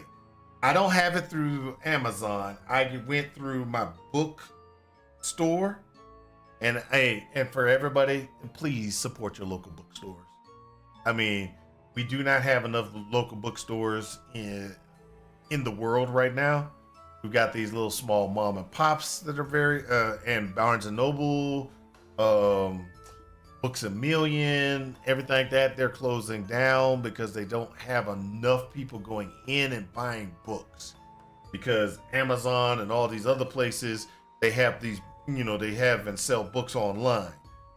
If you can, go to your local bookstore, buy it from the local bookstore, because we're not getting we're not a win. How can I put it? Sight unseen. So when something's not around you, you can't see it. You don't deal with it. You don't do it. And so if we have no bookstores that are around us that we can go in and purchase books and read books and identify and talk to other book enthusiasts, we will not we're going to lose support. Okay. So I'm just putting it out there. I understand you might be, I'm buried under books. Look. I got a stack of books. Probably in the other room. But but support your local bookstore. I mean, even if you have books that you don't want and everything like that you haven't read in years, books that you just like, I'm not going to ever read these books again. Take them to to your local used bookstore and give it to them. They will take it. They will either resell it, throw it away, whatever.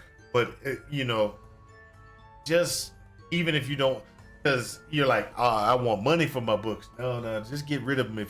If they're sitting there, they're not being used, you're not going to ever use them again, etc., etc. Take them to the local bookstore. Let them deal through it, because they'll either keep it and they'll be like, these will get sold again, or they will take it and they'll put it outside of the store on the bookshelf where anybody can just come up and say, hey, I'll take that and I'll try to read it.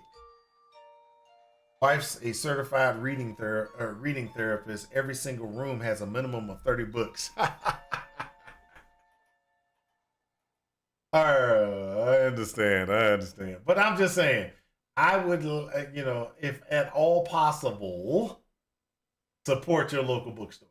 That's just the way I look at it. If you can support them,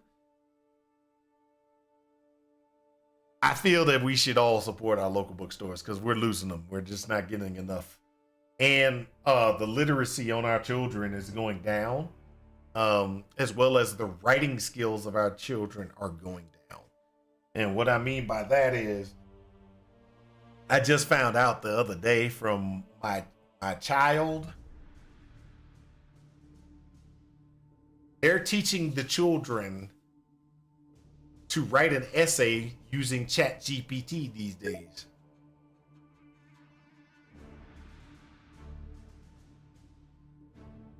So ChatGPT, Gemini, what's the other one that they got? Amazon Q, Copilot, whatever it is. Our children are being taught how to input their information and get an essay out. They're being taught how to do that. Now, that means our children are unable to write. So my son and I, since he wanted to write and everything like that, my son sent me this let's call it his attempt at writing. Just call it that, because I was like, okay. So his attempt at writing, I explained that he has a lot of what's called hanging sentences that don't go really mean anything, do anything. Show not tell. I try to explain show not tell to him and everything like that. He doesn't get it. And I'm like, son, you need to read more books. Maybe if you read more books, you'll understand some of the things that I'm trying to talk to you about. I mean, wow, he is so bad. Okay, so let's go ahead and do this because we don't. This is going to still take a forever.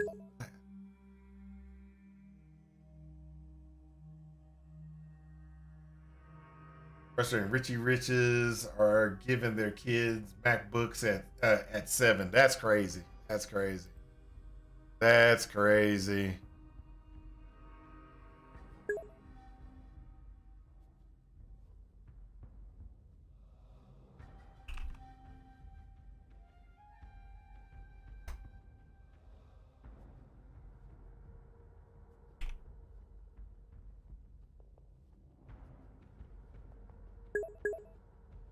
There we go.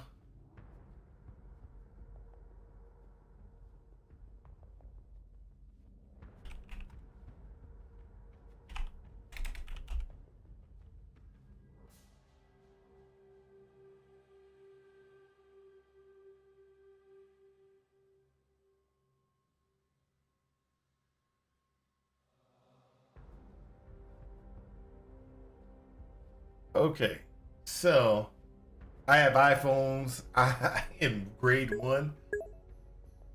Writing is tough. Writing's not that tough. Writing isn't that tough. It isn't. Now, you have to. Okay, so let's just go ahead and break down writing and everything like that. Writing isn't as tough as everybody thinks it is. Okay, so some of the things that you got to realize when you're doing your writing is you're going to write the same story at least 4 or 5 times. Okay, so the first one is just getting the information on page. Okay, and so you're just trying to get everything out on page as fast as possible, because after you get it out on page, it is then going back and writing writing correctly is the best way for me to put it. You fix sentences, you fix structure, you fix points of view, you fix personality traits and stuff like that. So those are the things that you kind of go and put in place when you go back through it. So you're going to go through writing. When you're writing, you're going to go through it at least 5 times. You're going to write the first draft, second draft, third draft, fourth draft, fifth draft. And then you're going to go through it maybe one more time to finalize everything. Now, a lot of people, that process doesn't work for a lot of people. Some people are like, I got to go through and I got to make every chapter. I got to write every chapter and finalize every chapter before I move to the next chapter. That can make you writing a book take forever. Okay.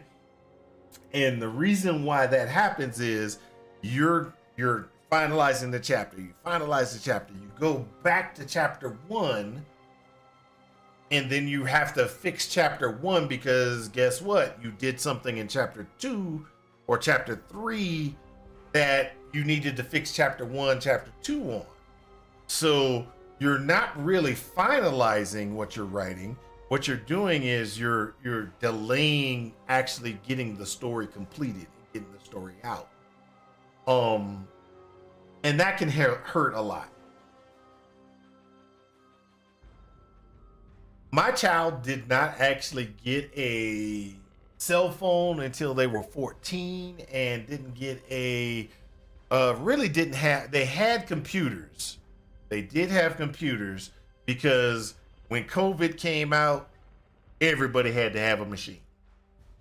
So they've always had computers, but never have been computers for education, laptops, things like that.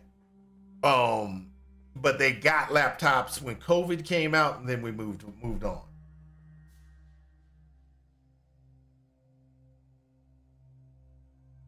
Oh, well, you can't do characters at all. There's ways to get that done, Sarah Lane, just FYI.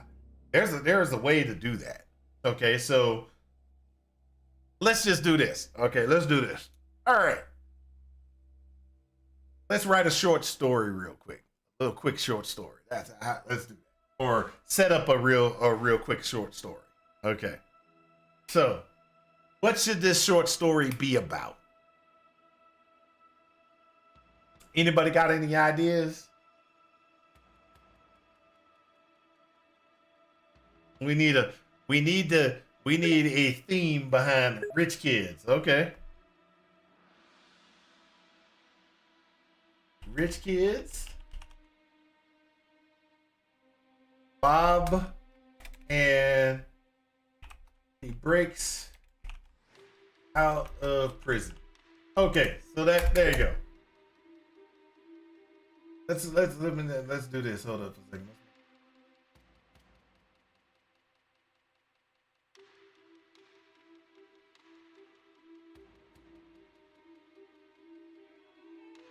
Theme of short story. The theme of the short story is going to be rich kid about rich kids breaking and somebody's going to break out of prison. I'm sorry.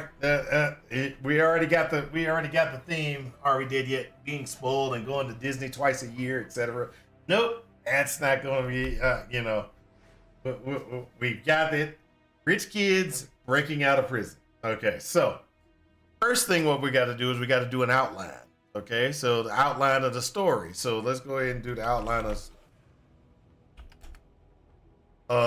We have a rich kid goes to prison due to he was set up by his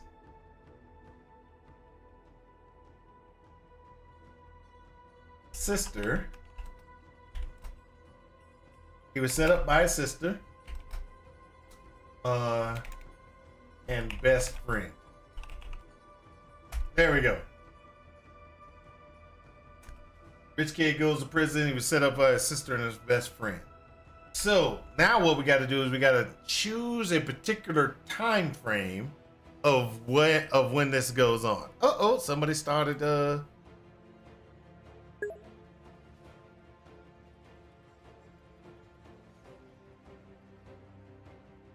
he went to an ICE protest. No. I'm sorry. That's not a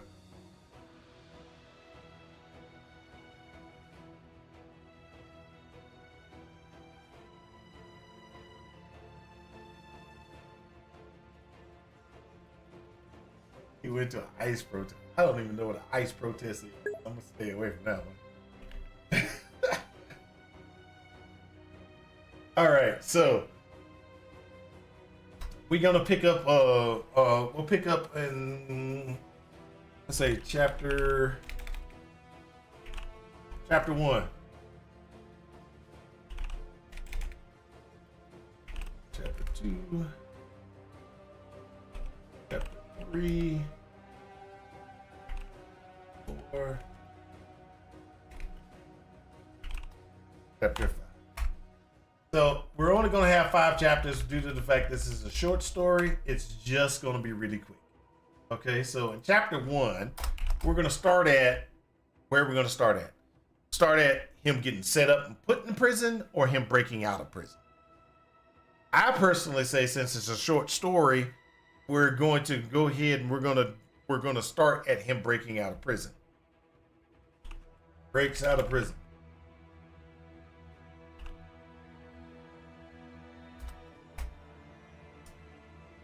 Then where we're going to go from there is he breaks out of prison. After he breaks out of prison, what is he going to do? Is he going to, how is he, seeks revenge?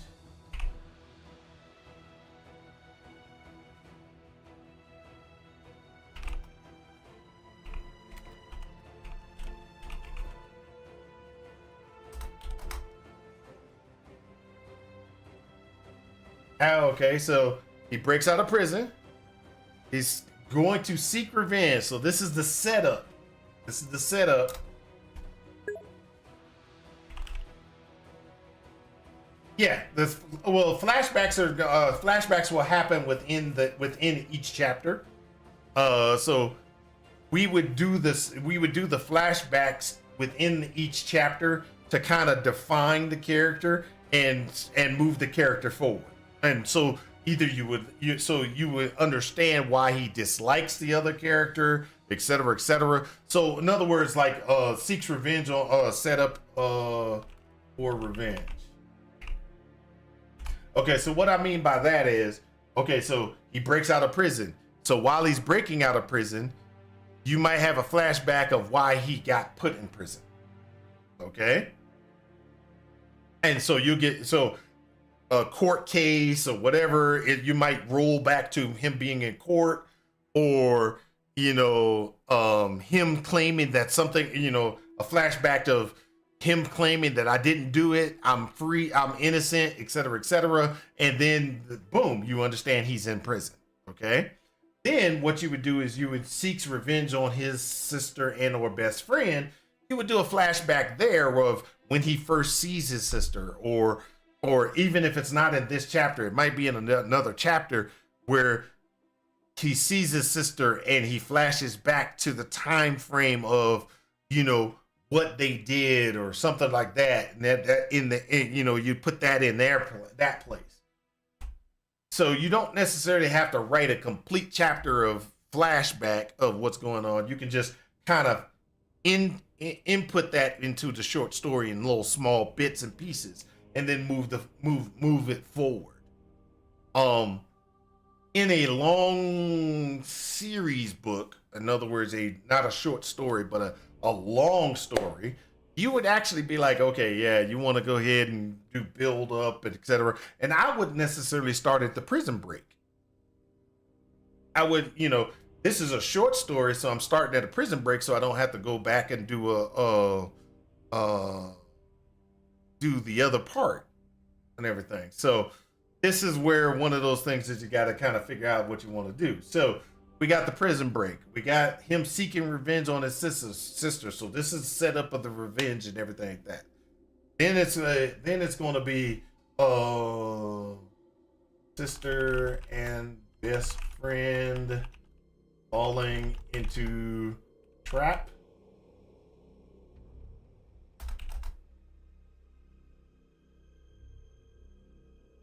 Now, what I mean by that is they don't necessarily fall directly into the trap. Okay, so this is where one of those ones where you kind of got to look at the different things to be like, oh, okay. So what I mean by this piece is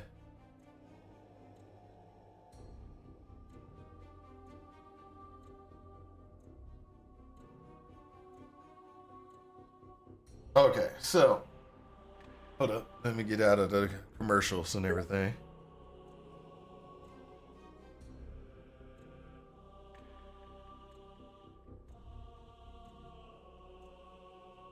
Tarantino style, no start, middle, or end, just bounce around and all over the time wise.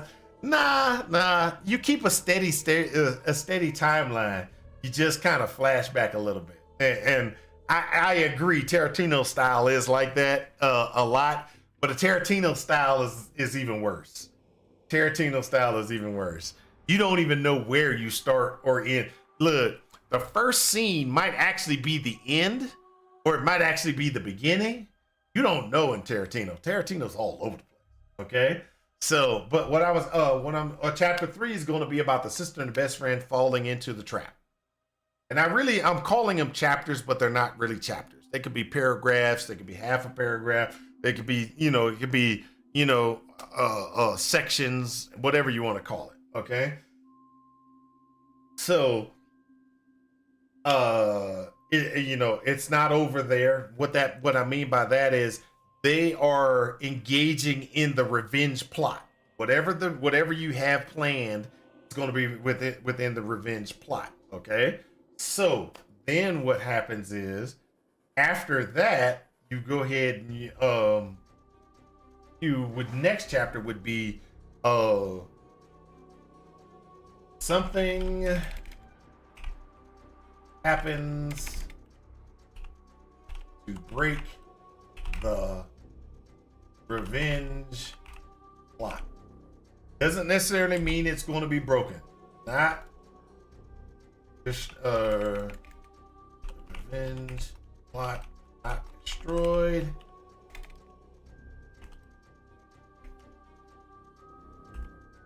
What you do on that section is and what you're doing is they either figure out it's him or they might figure out that something's going on and they're going to either try to get back at him or stop it or whatever, but it doesn't, or it might be that they're being a little too cautious about whatever the revenge plot is, right?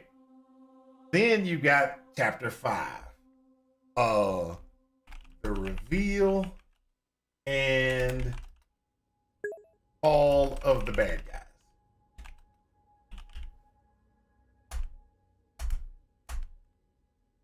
You know what would be fun? Joint collaboration on a fantasy novel. We could make an awesome world with tons of unique characters with our combined craniums.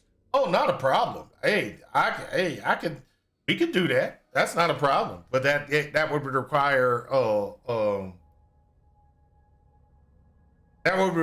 a lot of different things, you know.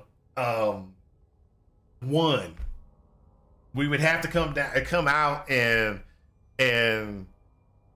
a collaboration like that. I wouldn't do a collaboration like that. It's a large time commitment, yes. But where the problem comes in is the large time commitment isn't a problem for me. It is, and a contract. Well, yeah, you could do a contract. My problem is you would have to come at it seriously. If I'm going to put that much time into a collaboration, I can't have, I'm playing around. This is just blah, blah, and everything like that. That doesn't work for me. It would have to be a serious, we're writing a book together. We are writing a collaboration together and we're trying to actually get a book finished. Okay. It can fail.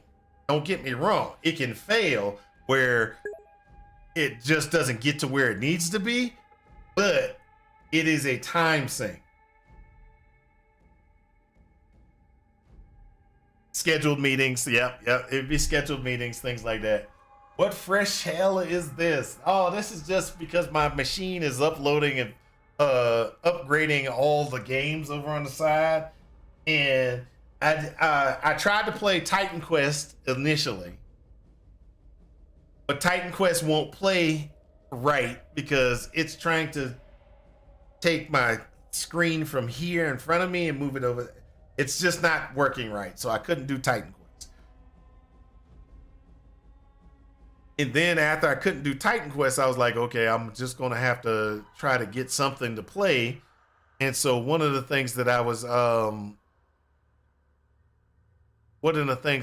trying to do is getting into the thing. So while we were doing that, we were talking about a book club configuration.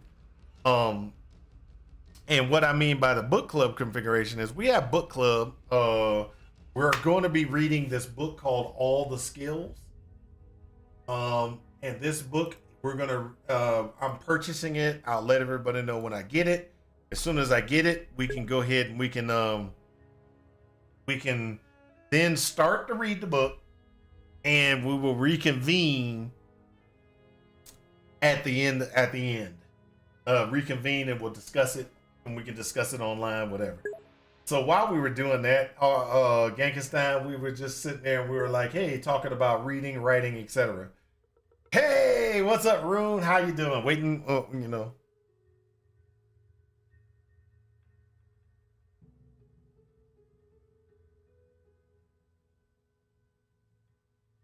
Well, it's one of those ones where there you just gotta kind of put things together. Hey Rune, also, you told me a little too late that you were in Florida, dude. You told me a little too late you were in Florida. You told me on Discord. You could have told me a week before or reminded me a week before. I could have took vacation and just come down to visit my family in Florida, and that would have been great. I would have been like, hey, I could have probably seen you because I didn't realize that you were there. When you sent it, I was like, he's right at the house.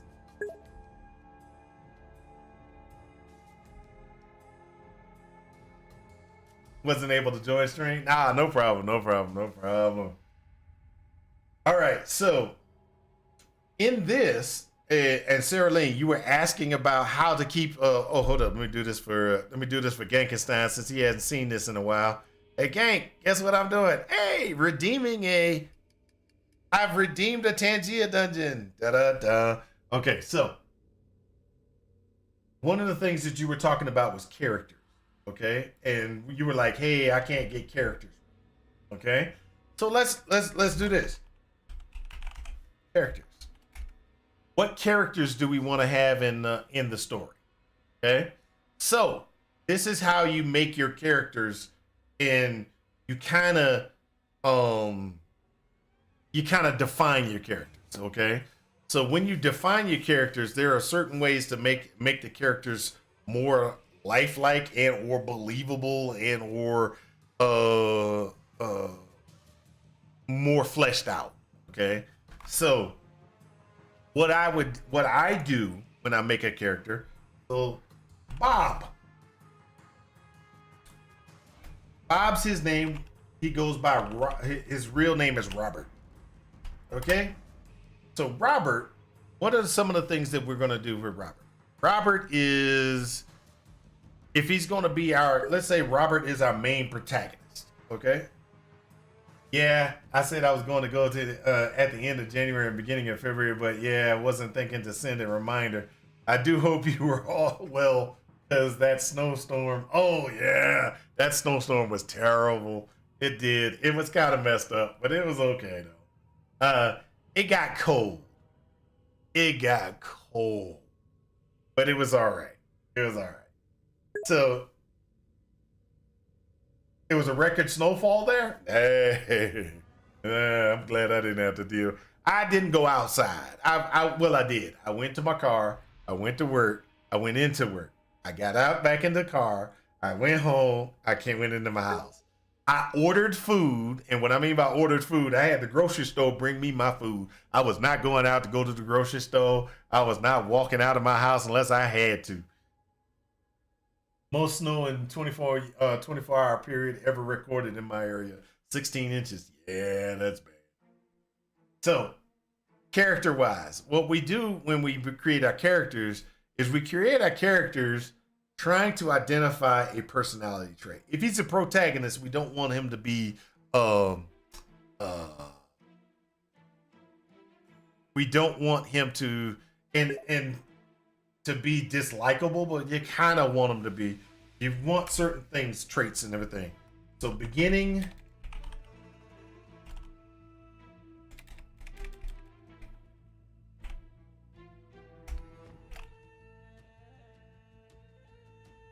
so what I do is I do a start name.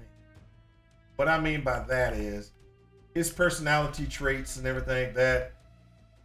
What was some of the personality traits? He's honest.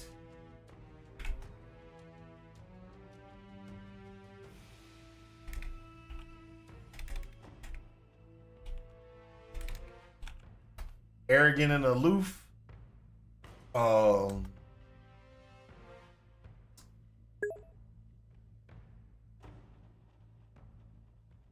We put analytical.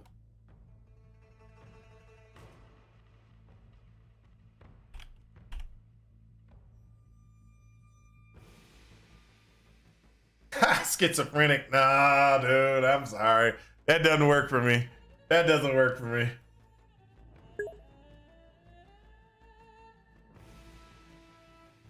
You say a bit mad? No. See, okay. So for this story, this is a short story. The guy's breaking out of prison because he's seeking revenge on his sister and best friend because he was set up by them and put in prison.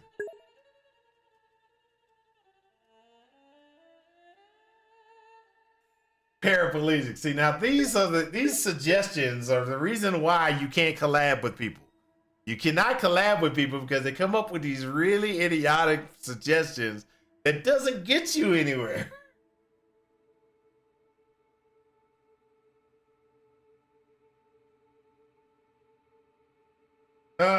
So are we dead yet? Now that would be an okay thing for a fantasy novel that you would be writing with. Heroes of a prior age, etc., etc. We're talking about this right here. This is just in case everybody doesn't realize, we're talking about this small short story. A small short story.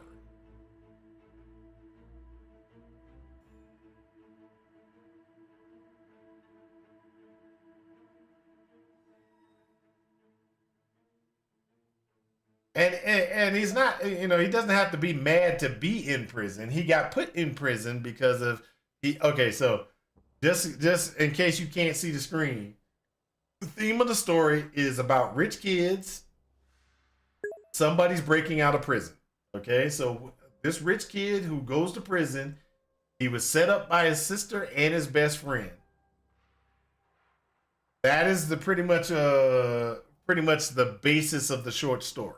Okay, he's going to be breaking out of prison. He's going to be seeking revenge on his best friend and his sister. His sister and his best friend fall into his trap. In other words, start going to whatever revenge plot he has. They're going to either not fall into the plot, or something's going to happen where the reader is going to be like, oh, he's not going to get his revenge, and then in the last section, they're going to fall into it, and he's going to fail.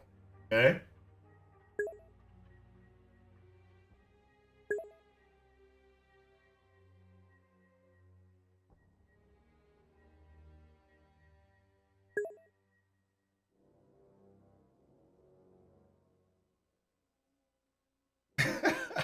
That rune is just crazy.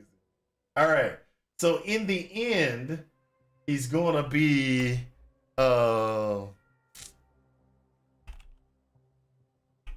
ruthless. He's going to still be analytical because that's not going to change. And he's going to be situationally aware.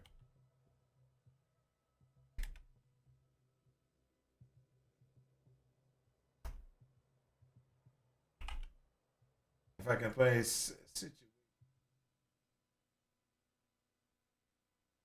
all right. So that's Bob, right?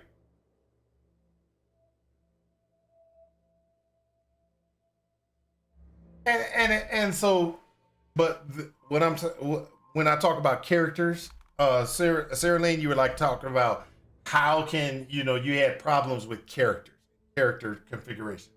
So this right here shows a character and his character development. Okay, so at the beginning of the book, because he's breaking out of prison, you should see the analytical and situationally aware part, because that's timeline. That's him there, right? The flashbacks that you see him before he goes to prison will always be him being honest, a little bit aloof. He's going to have a little analytical thought process, etc., etc. But you write in that fashion, right?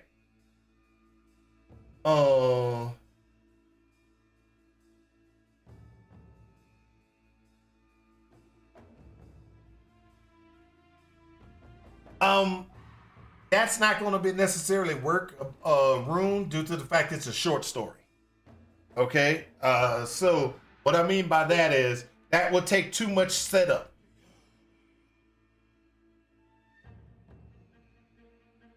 That will lead up to too much. That's too much setup. We're keeping the story short. So, good idea of there is somebody in the prison beating him up, doing whatever, et cetera, that makes him into who he is. But we're going to automatically leave that blank and let the reader assume those certain things of what could have happened in prison to make him, so when he gets out, is he ruthless because he was in prison? Is he ruthless because he's just got a terrible hatred for his best friend and his sister? We're kind of let the reader kind of figure it out in their own, make their own little partial black backstory for whatever that is. Because we can write to put that in there, but if you put that in there, the story goes from a very short story to a very long story, because then you have to build those things in. Right. So yeah, there's going to have to be a reason for them to set him up and everything. So that is true. So there is a reason. We're just going to have to, we'll define that reason. Wanting his money is the easiest. Taking over the company is another one. We will flesh that out a little bit later. Okay. If they want his inheritance is a good one. We'll flesh that out a little bit later. Right now, we're just getting the basics down. Okay. So this is a basic overview. This basic overview of the story, of the short story that we're writing. We're not trying, what we want to do. All rich kids just want to be richer. Let's just be honest. That's a given. That's a given. I'm rich, but I want to be richer. It's a possibility that they've used all their money. That he's going to be the one that's going to get the company, and they feel that they deserve the company. There's all kind of things behind it. You don't, rich people want to be richer. It's just gotta, and the best friend is seeing his sister, so he goes along with the plan. So yeah, see, that's another plot point we could put in there and everything. At this point, we're not necessarily fleshing out that part. We're kind of fleshing out the personalities, we have an outline of kind of where we want the story to go.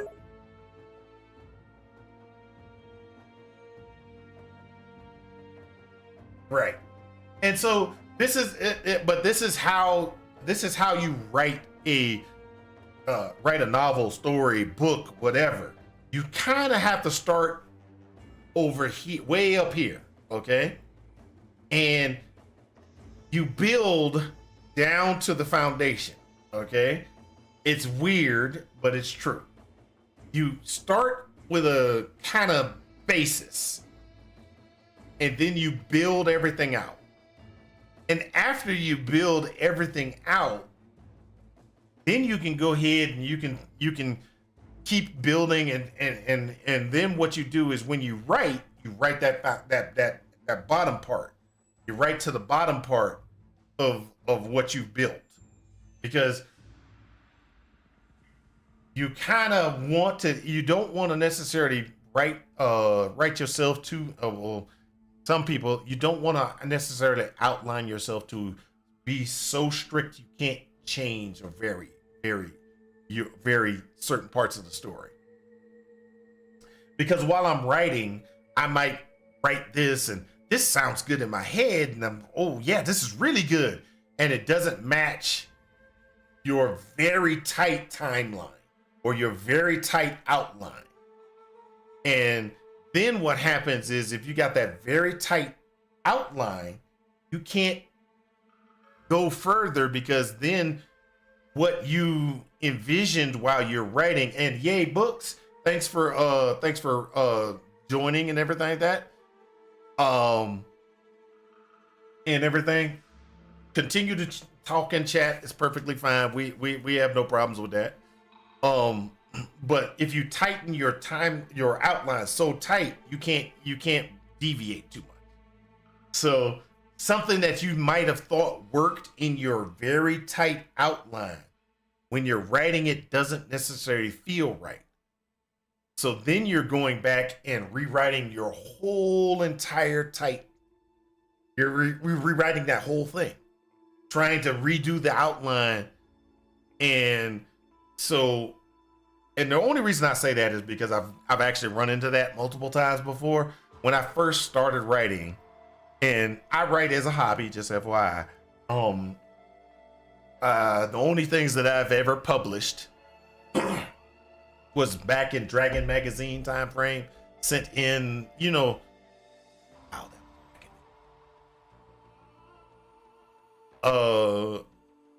well, it's the beginning, more late. Either way it goes, you're writing your story and everything like that, your adventure, and you send it in, and if they like it, they publish it. That's pretty much the only thing that happened. But everything else that I've done has just been mainly for my own self. Pangea Dungeon Up. One of the things that I do believe is some of the stories that I have written and outlines that I have done, when I decide to retire, I might decide to go over them again, draft them out one more time, make sure everything's good, and publish them. I mean, I might not, just depends. Gotta make my money. I gotta make my money from my, whichever way I can when I'm in my old age. Gotta get that money coming in. All right, so, but let's get back to what we were talking about.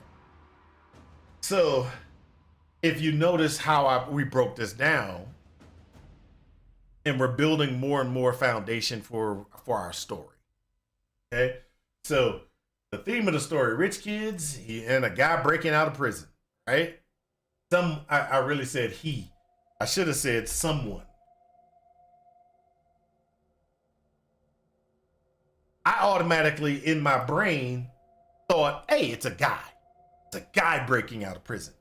And a lot of times, just while you're building your outlines and stuff like that, it's best to do those things. Like I said he because I knew I wanted it. I wanted the person breaking out of prison to be a guy.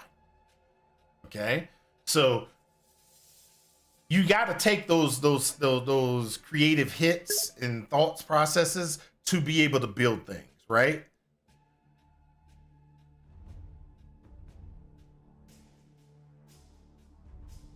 So, does the main character make a friend along the way to break out with them? We don't know yet. That's what I was talking about. That's what I'm talking about when we don't know yet. It's a good possibility. We don't know it yet. We started off with he breaks out of prison, etc., right?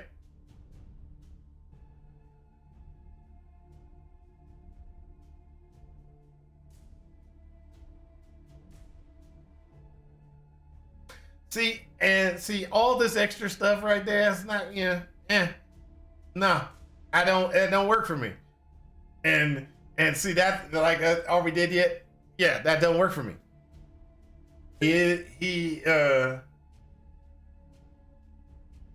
My brain associated the guy breaking out with the person breaking out as a guy. Not planning on making him a Roberta into Robert and all this other stuff. No need. There's not that doesn't enhance the story, doesn't move the story along, and it's adding a lot of extra things to the short story that we're not trying to get. We're talking about a short story. Let's go ahead and let's do this. How long is a short story?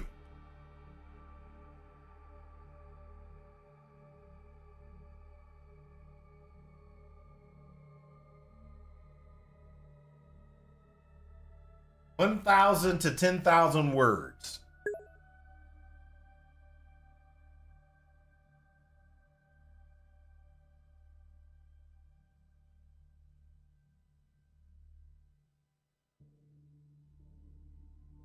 So, adding all that extra stuff in, you got to add all that extra stuff in. That's a lot of words we're using in the short story just to add that little extra pieces that you're adding in. Now, I only put 5 chapters, but actually that's a very short. I shouldn't say chapters. Like I said, I should have actually said something like this.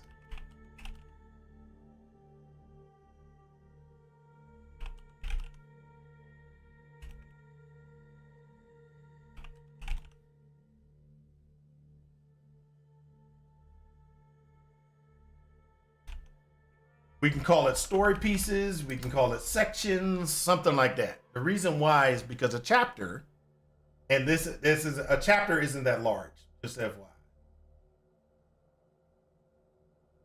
How long is a typical chapter in a book?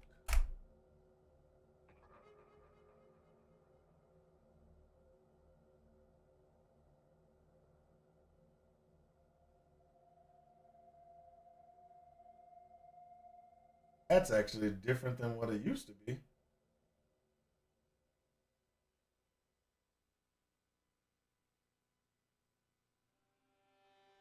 So back in the day, a chapter used to be about 2,000 words. There you go. You want to about 2,000 words per chapter is what you shoot. And so if we're writing this and we're going 10,000 words, right?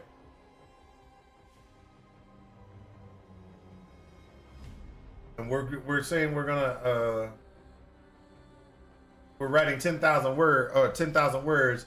That's 2, 4, 6, 8, 10. That's why I said 5 sections, or I called it 5 chapters. But some of them can be larger. Some of them can be, you know, around about 10,000 words is where you're going. Some of these can be doubled up inside of a chapter. We don't know. We will know when we're writing it. But either way, it goes back to what we were talking about. All that extra stuff that you're adding in, Are We Dead Yet? Doesn't actually move the story forward. It elongates the story. We're talking about 10,000 words. Sounds like it's a lot. It's not that much. 10,000 words can be really quick. You could get rid of 10. We could do 10,000 words like that. Okay. And so what we're trying to do is we're trying to make sure that we have a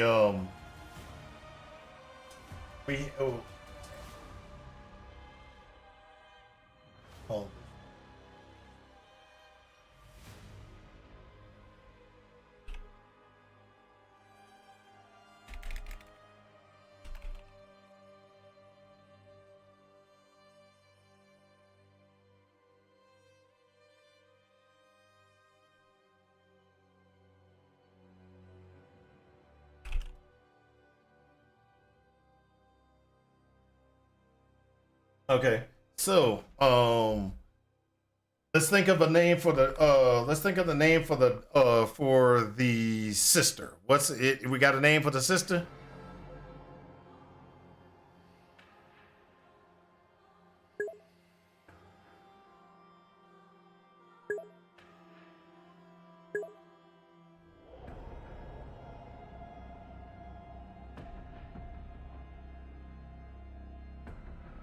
Rebecca.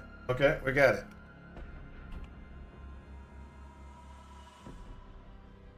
Rebecca.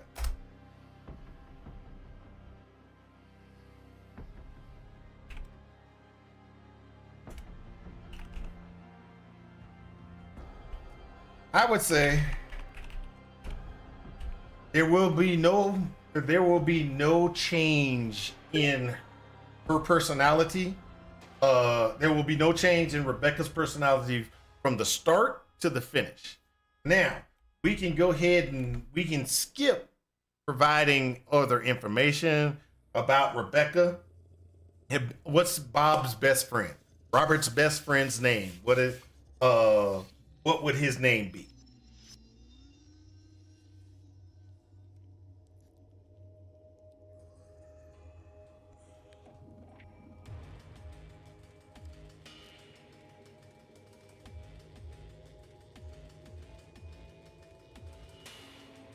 No names. Okay, so this is how I do things when I can't figure out a name. Happy? Nah. Popular.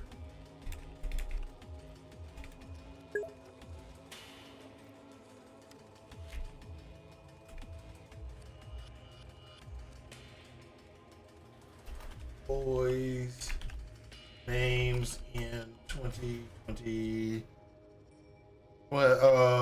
Popular boys names in, so let's say he's 20 years old, so 2005. Popular boys names Christopher, so his name's gonna be Christopher. Oh, hold up, Jacob. We're gonna call him Jacob right here. This is where it is. Popular boy's name, his name's gonna be Jacob. Best friend's name is Jacob.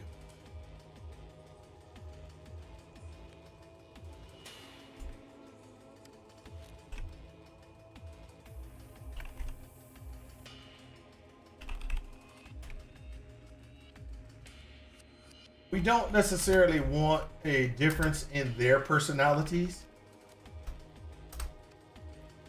They're not going to necessarily change. And the reason why they're not necessarily going to change is we don't want them, we don't necessarily want their personality to try to develop their personalities through when we're writing. The only person that we want to develop their personality and everything like that is going to be the protagonist, because this is a very short series of short book, okay, or short story. Since it's a very short story, we do not want to make this into a large novel. We don't want it to be a novel. We don't want it to be a very long-winded story. We want it to be pretty precise, okay? So adding a lot of the extra stuff that y'all have come up with, a lot of good ideas, you came up with a lot of good can't think of the name of it. You came up with a lot of good things, and those things that you've come up with, they're good and they're usable, but if we add all those things in, it gets larger and larger.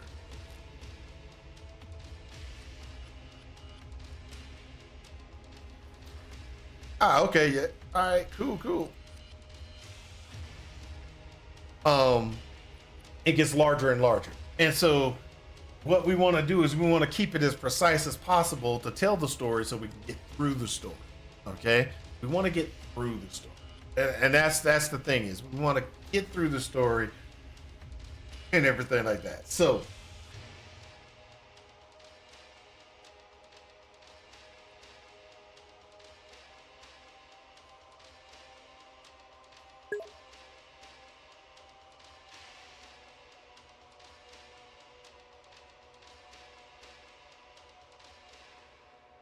Yep. That's actually interesting.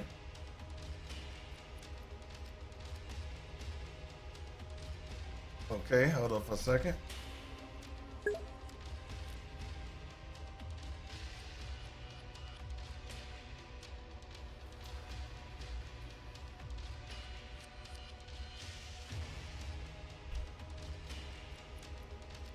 Today you learned what?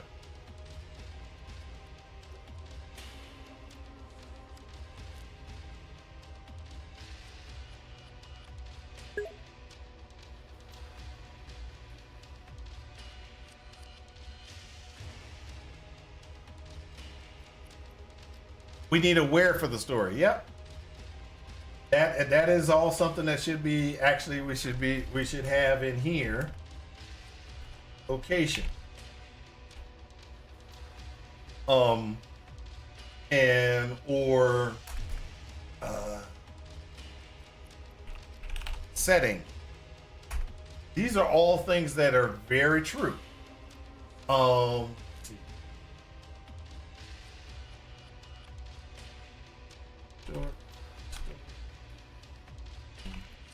There we go. Let me go back to.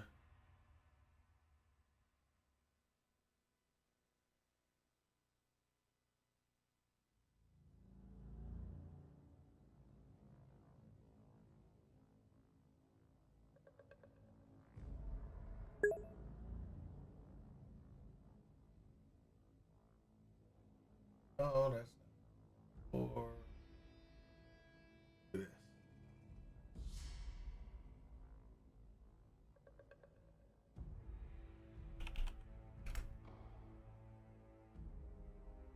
It's been a while since I actually did some writing. Give me 2 seconds. Let me see if my.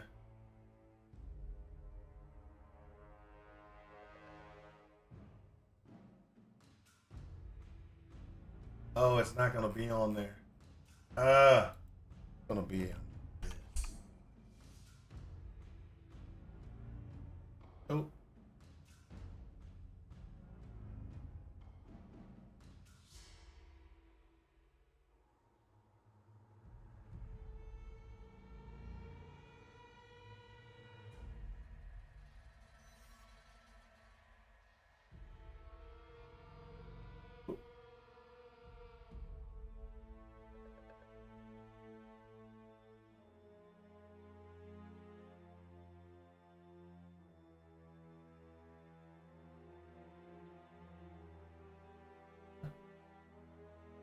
Should have had some stuff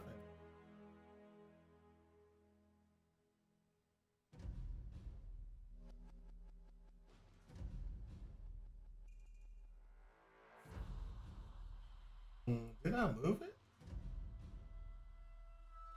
So we got problems.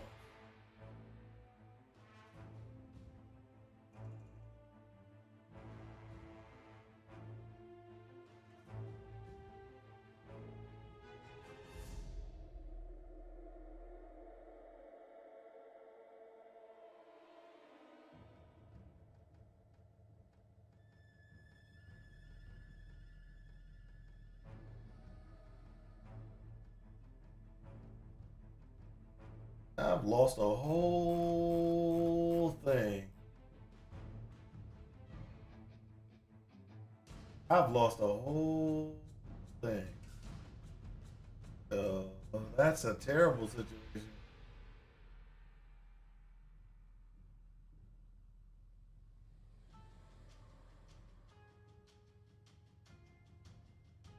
Wanted to show you an outline I had. Maybe it's in OneDrive. Let me just look and see exactly.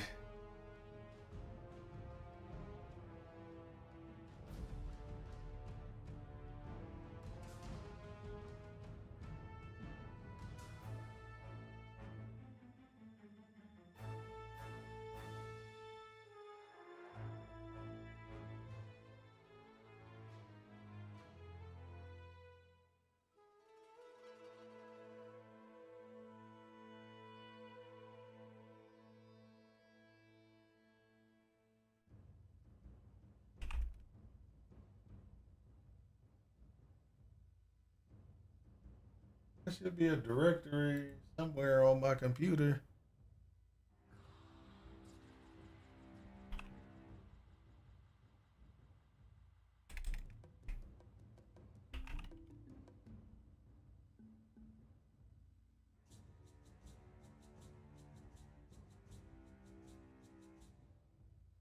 Mm-mm. Maybe it's on my share. I got it somewhere. Okay. Well, either way it goes, I like using the Dan Harmon story circle to structure my story, my short stories. I actually don't use that. I use the.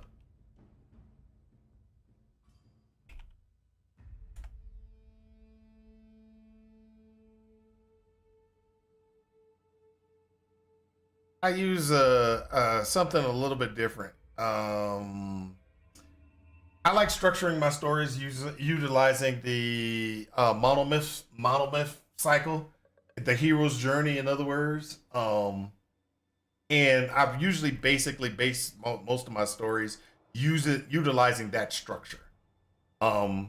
It and the reason why is like okay, let me break this down right now so you understand.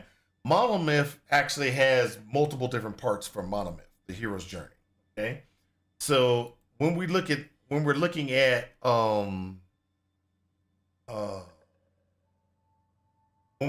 this story, the Monomyth cycle pops up, and you have the different sections, and so you usually have what's called the call to adventure. What's the call to adventure? Okay. Then after you have that, you usually have different things when you have that call to adventure, the different thresholds and things like that you got to accomplish to get through to get to where you need to be. Okay. So the call to adventure. Actually, the call to adventure is it was set up by a sister and best friend. Okay. So he's breaking out of prison, which is going to be a threshold on that call to adventure. As soon as he gets out of prison, he's got challenges and or temptations that he needs. The challenge is to get revenge on his sister and best friend. So that right there is where he's, the revenge plot is the challenges and everything like that, right? And then after the challenge, you go into what's called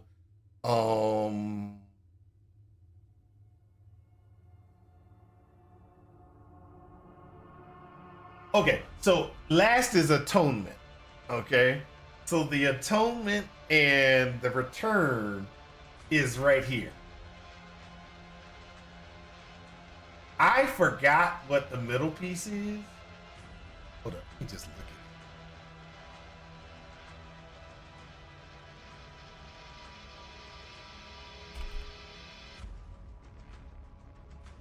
There we go. Hey. There we go. 17 stages. There's 17 stages of Monomyth, but you don't necessarily have to use all stages. You just use, when you use Monomyth, I use the first, second, third, and fourth. That's what you got to target.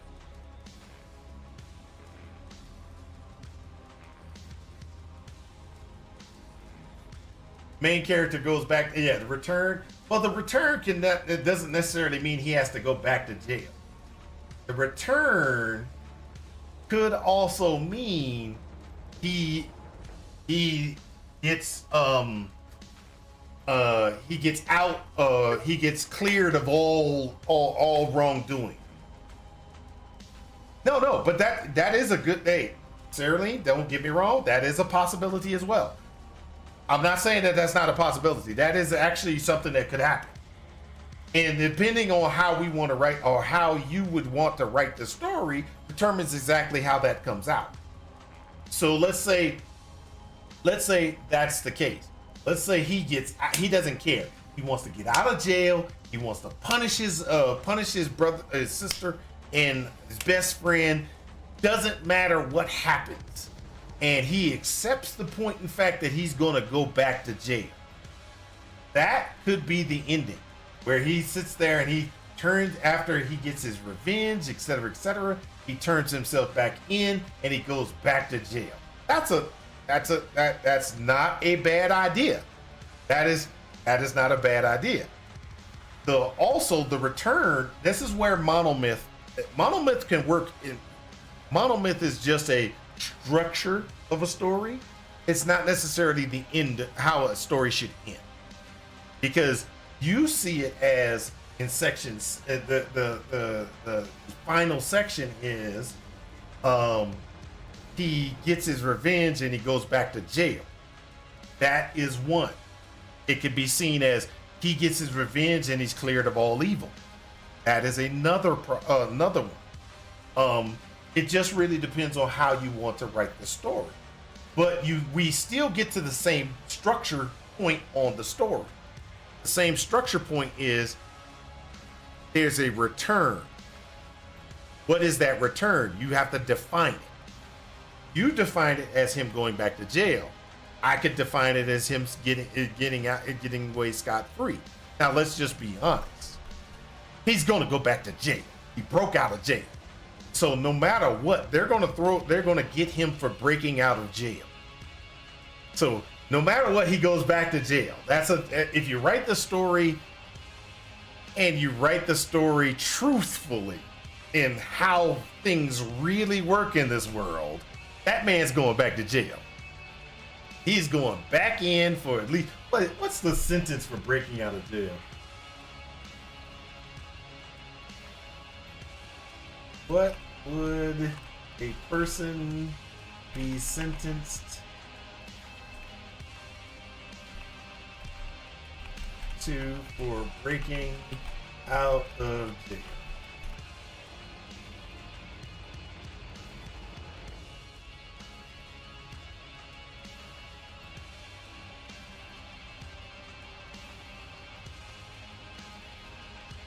One to 3 years.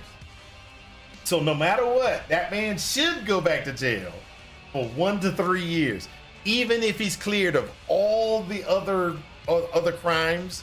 So whatever crimes we think of that they set him up to, he would still have to go back to jail for 1 to 3 years if you write it truthfully. The one good thing about monomyth and the monomyth cycle or the hero's journey, etc., you don't have to write it that way.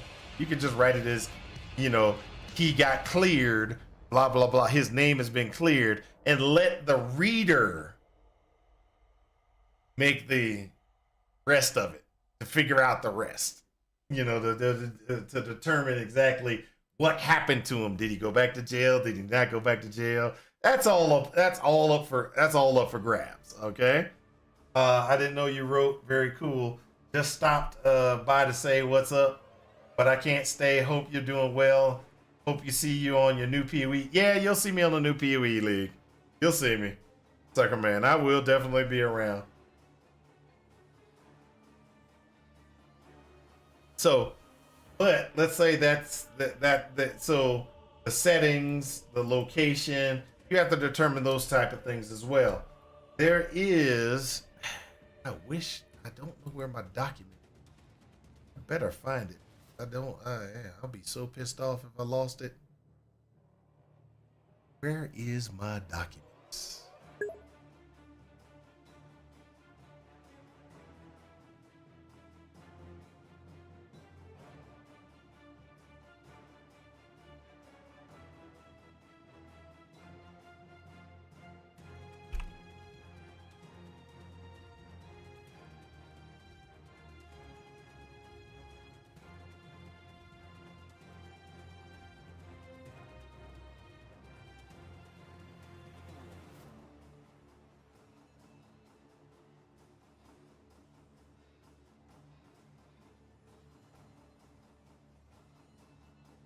Friends don't let friends play PoE doo-doo.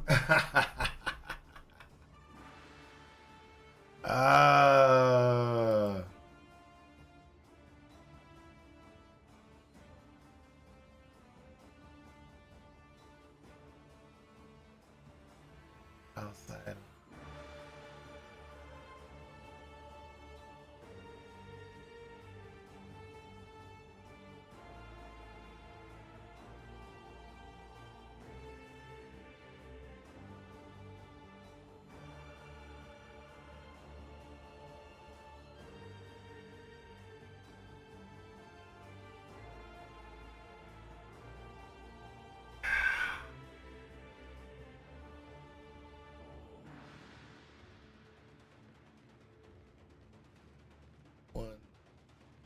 Drive.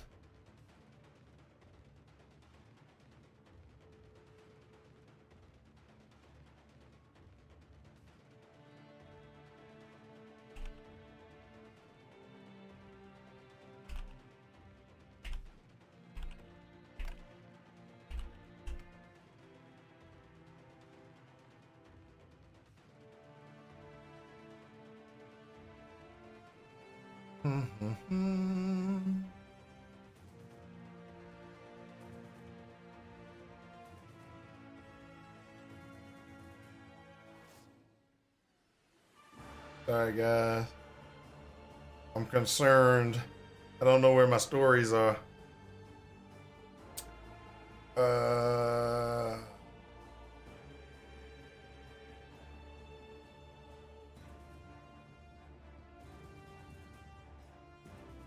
So that's a problem for me because I'm sorry to say I have years, and I do mean years of books written.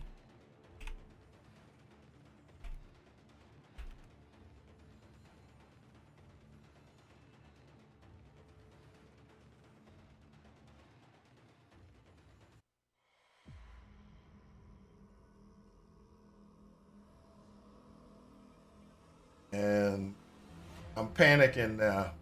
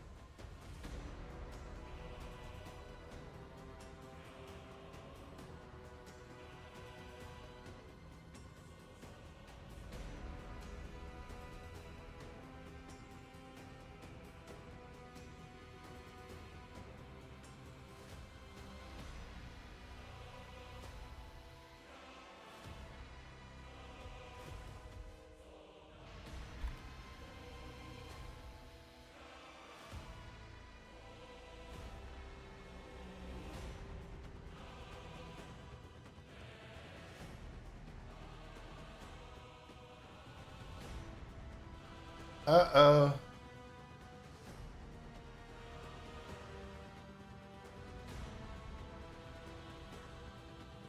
Uh-oh.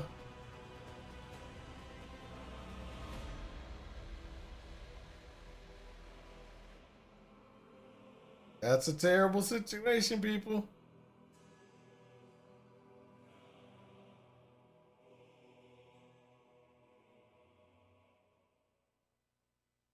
I can't handle this.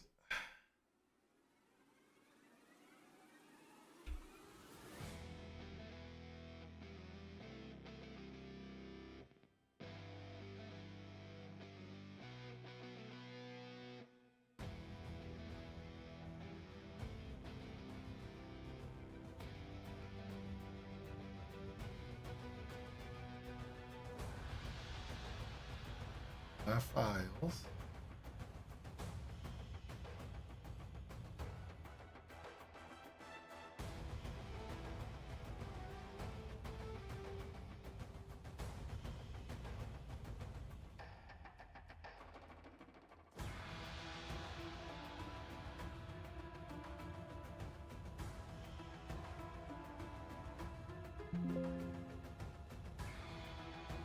Ah! I think I deleted it. I'm gonna have to go to my backup. Oh my gosh. Oh my gosh. Y'all don't know how. Oh, that's messed up. That's messed up. It's not on my OneDrive. It's not in my Google Drive.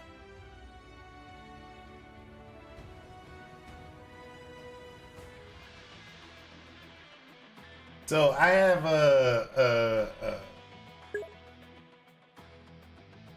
oh yeah. Hey, I had to use my I'm using passwords and stuff like that to log into things. I know you can't see it, but I had to move to this screen to try to figure out what was going on.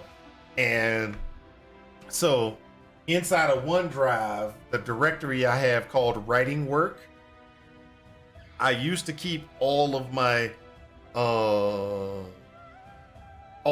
books and stuff and written, or have all my books written out and everything like that.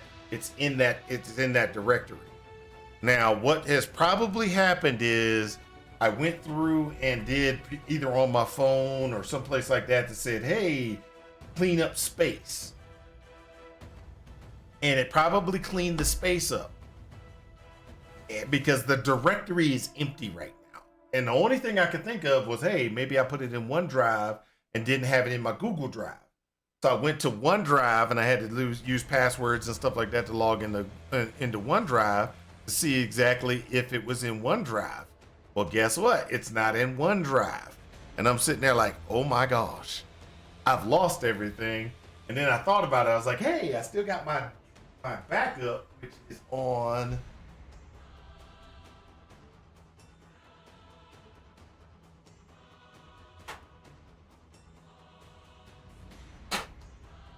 this.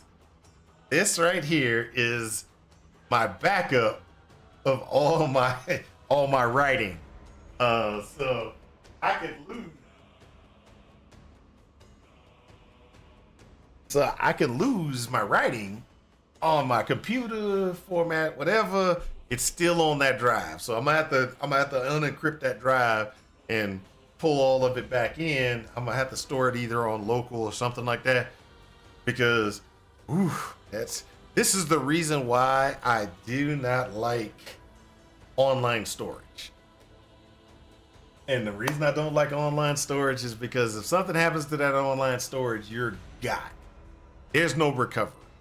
I don't even know exactly how long ago my Google Drive it deleted. So I can sit here and I go, well, you know, what's on my Google Drive, etc. So my drive, I go in there and I look at what's in there. I can't even see what's in there for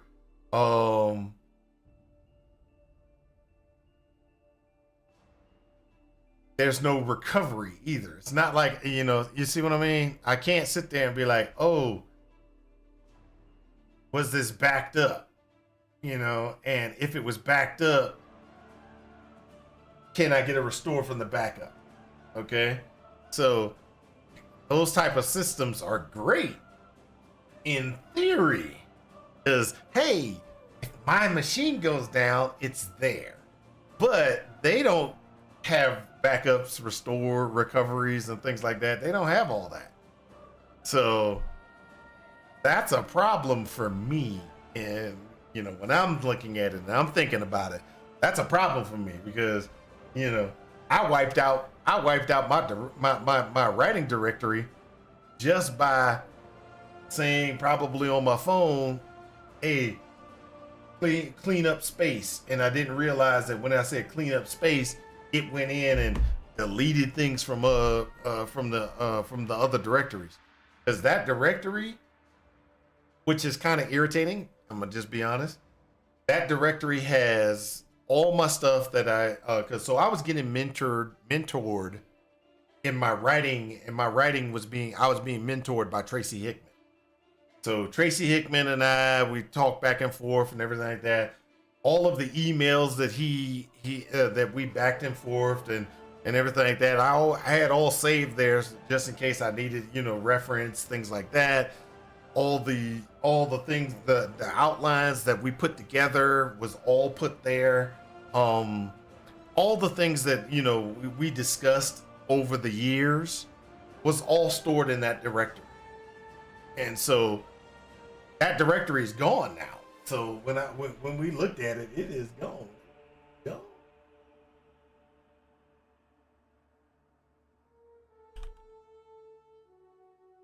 When I go in there and I go to writing work, guess what? It's gone. Nothing is in here. There should be directories in there. And these are different. These are just because this is how I labeled them. I got Merlin, Trabojo, King's Avatar, not King's Avatar. What's it called? Avatar? Nah, something Avatar, and all these other ones. So I had them all built in different directories with different things all built out. And sorry to say, they were completely written out. So I have directories with the books. Yes, with the books written out. So what the first one, I had book 1 and I started draft of book 2 for the Avatar series. For Boho, I only went like 5,000 words into it. And Merlin, I have about the same, and then I have a dragon series that I had written, and that one I actually got through the first draft of the novel. So it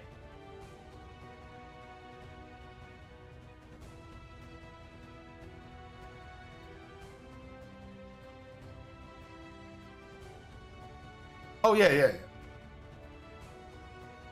We're not saying, okay, you don't run, so an M2 doesn't help. Okay, so this, I understand you're talking about local. Okay, so local wise, I have a backup of it on that external hard drive. Okay, so local, I have no problem. This is not local. This is my drive. It's in the cloud. So all this stuff right here is in the cloud. Okay. When I sit there and I go to this directory, which is in the cloud, not on my machine, I double click it, there's nothing inside of it. Okay? And since there's nothing inside of it, that means on Google, the source is, Google or wherever you want to call it, it doesn't have it anymore.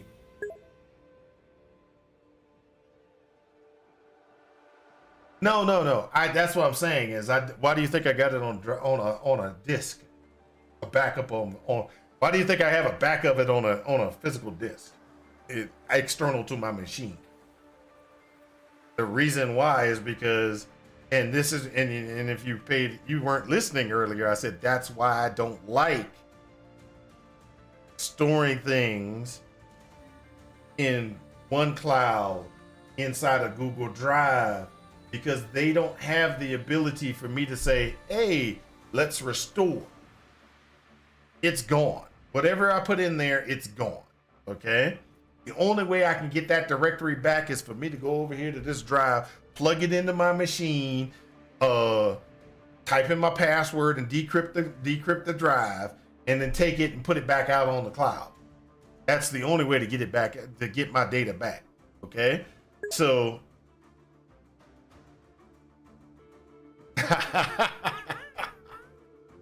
but that's what I'm saying is I do not online I do not like the online storage things because there are problems, and that I just showed you, and I just ran into one of my problems where it was online, I screwed up, I screwed up, it's got messed up, bam. That's easy. Real easy. We screwed up by storing it online. That's boom, done. We don't even have to discuss it anymore. All right, so settings. Settings. So this is not right location. So the location. We're gonna have let's say it's in the United States. United States in the years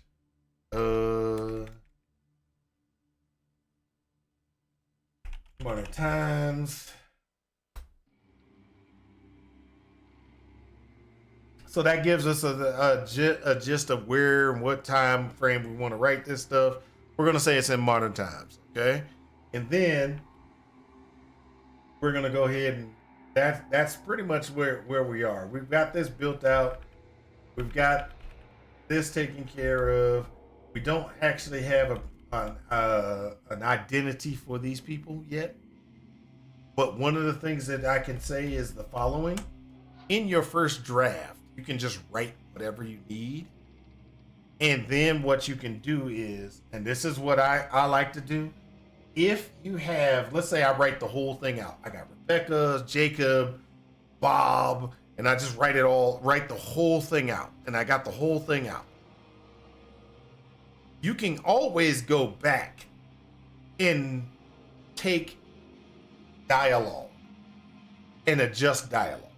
That is something that you can always do. You can be like, hey, Robert, Robert said Robert, or whatever you want to call it, et cetera, and you can just go through and make your dialogues and just kind of go through. You can put personality in your dialogue later.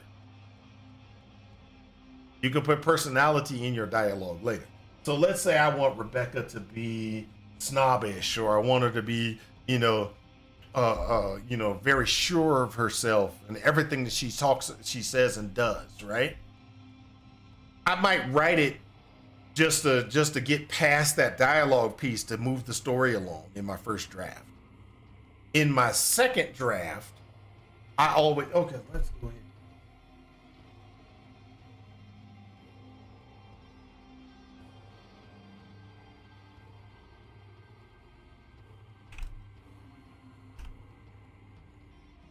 So, in the first draft, draft one, just tell the story. Draft two,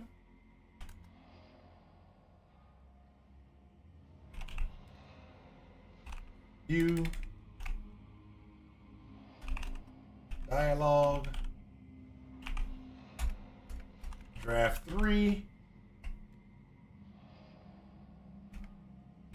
look for inconsistencies. Consistent.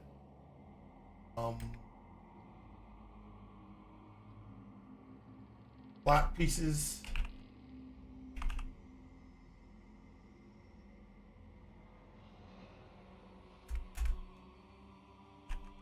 Draft 4. Review.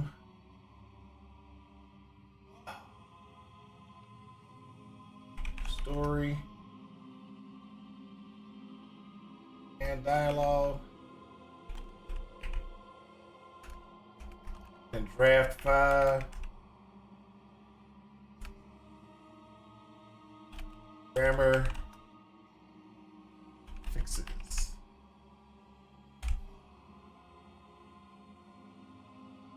Okay, so this is what I normally do when I'm writing and I write out something. My first one is, the first draft is just me telling the story. I'm just getting it out on paper. Okay? When you go back in and you do your second draft, you should have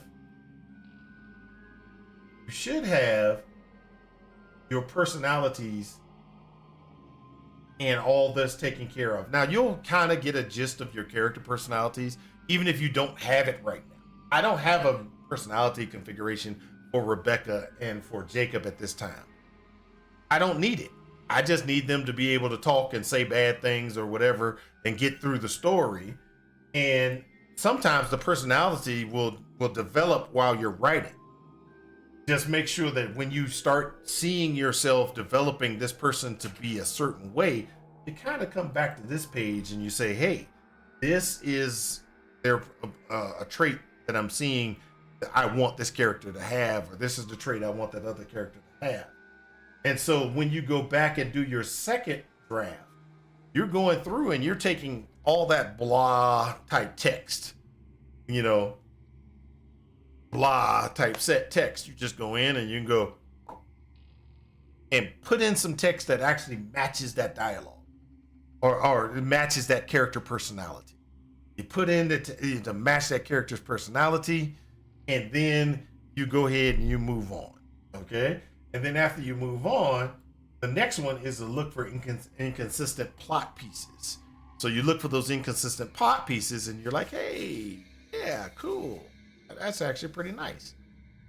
After you get to that, you review the story and the dialogue. You can do that. That's pretty easy. Review the story, dialogue, boom, done. Draft 5. Now I'm gonna give y'all a little secret. Draft 5 has become a lot easier in our world because we now have AI. What you do in AI, and I'm going to tell you, AI makes this so much easier. What you do, and you do it this way, because if you do not input this the correct way, it will change your story. Because AI does exactly what you tell it to do. You have to sit there and say, like, you take your book and you have your book in the format in the format, and you sit there and you say things like this: review the attached document, correcting all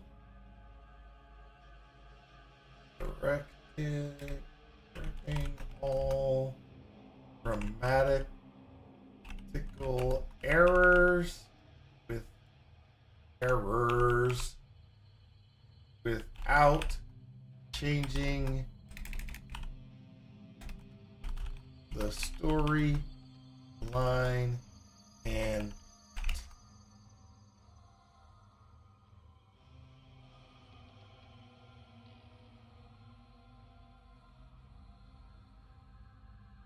yeah, you could do that too. There, you could actually tell it to write the story for you, and then go back. But even if you tell it to write the story for you,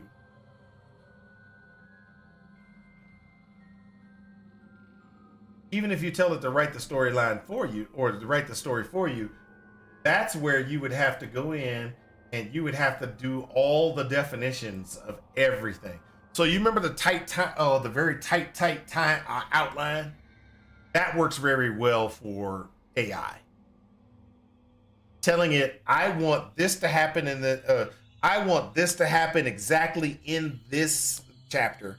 I want this to happen exactly in this chapter. I want this to happen exactly in this chapter.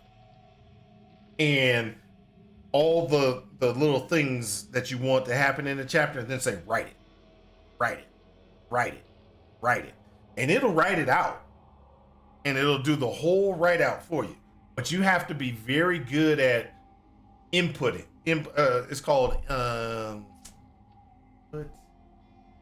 input something. Oh my gosh. We talk about this at work all the time. Not input engineering.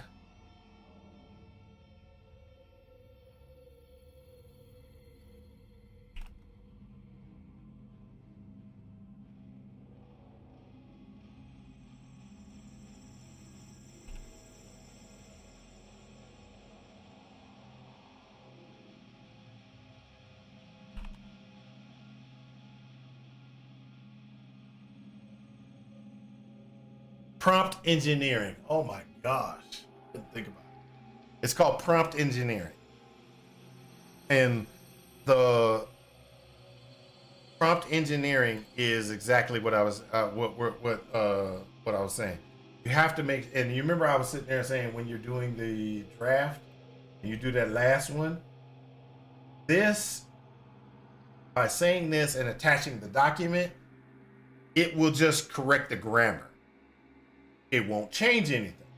But if you said review the attached document, correcting all grammatical errors, and you just said that, it would go through and it could change a lot of more than what you think, because it's like grammatically this is wrong, and I want this would be better, and this dialogue is incorrect. I should make this dialogue better. I should make this dialogue different. And this and that and all this other stuff. And then you have this garbage that comes out of it. Hey, how's it going, plebeianization? So with prompt engineering, you kind of, and you can mess around with AI to figure it out and everything. But prompt engineering allows you to do that. It allows you to go through and say, hey, I want these specific things, and engineer it a certain way.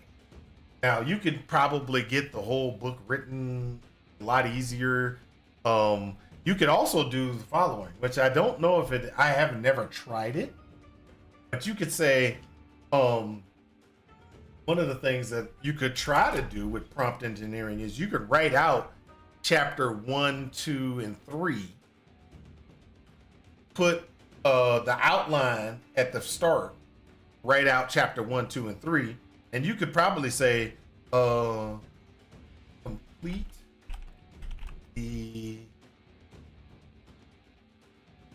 complete writing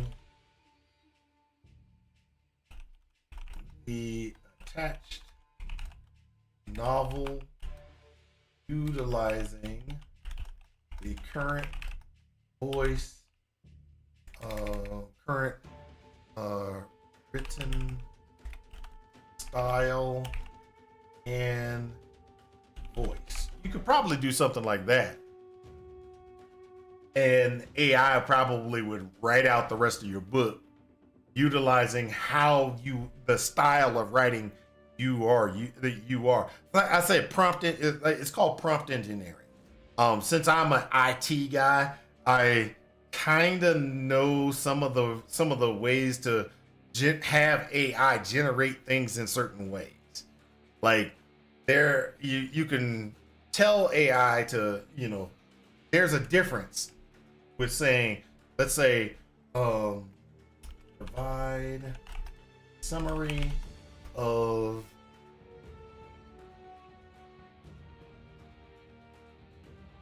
provide a review summary of the attached data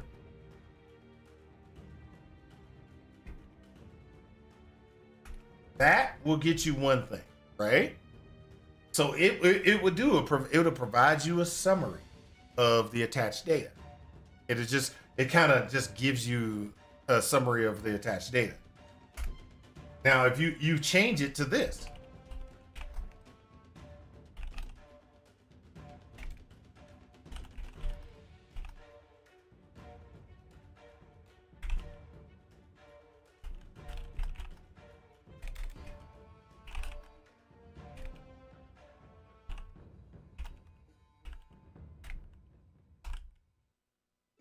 you do the first one, it comes out one way. You do the second one, it comes out way different. And the reason why is because of the prompt engineering. AI can help you with writing your book and writing or completing a book. I'm not saying that it can't. It really could. I just don't know the cost of AI to be able to do that. And then also you could also make your own AI at the house to do it. But how much it cranks and stuff like that's neither here nor there. We're not going to get involved in all that. But the back to what we were talking about and back to everything, we're writing a little small short story. So these are the things.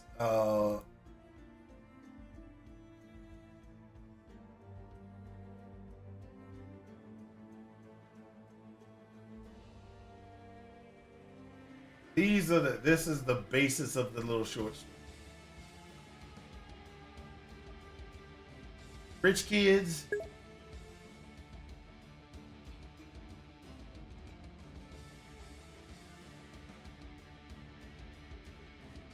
Streamlit on Llama GPT-4, piece of cake to set up. Yeah. You can. It can be set up. You can set it up easily inside the house. The question, or this is where my question is: are we dead yet? Setting it up is not the hard part. Having it work on 100,000 words, how long will it take? You see what I'm saying?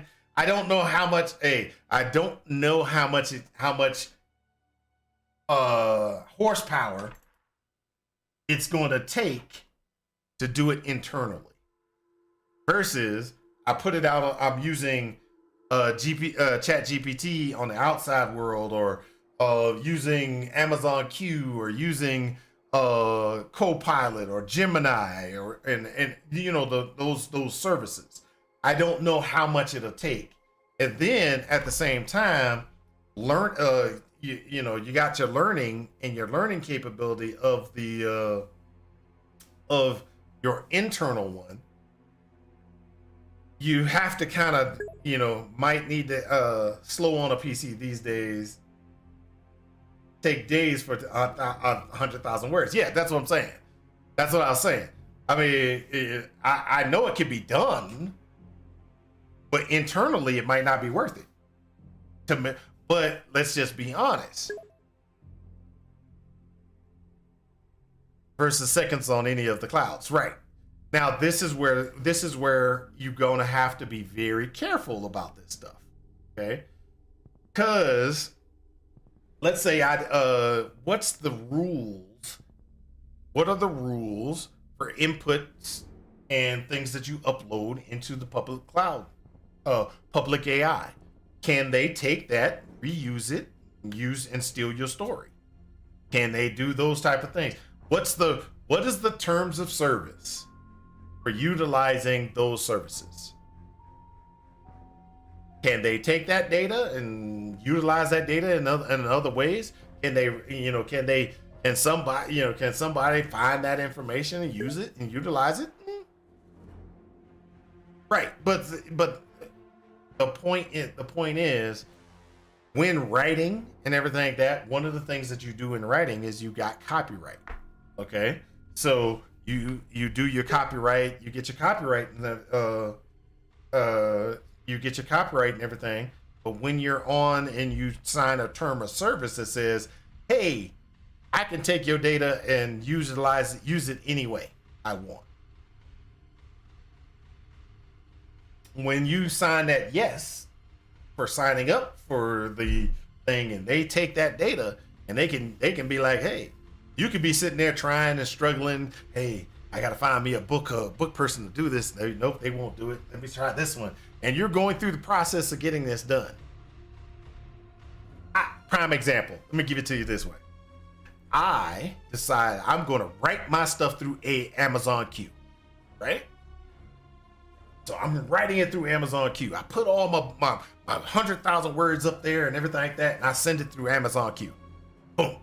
They write the book. It comes back out. It's beautiful. This is beautiful. It's written. It looks good, etc., etc. I take it to book publishers, and I'm trying to get it published, right?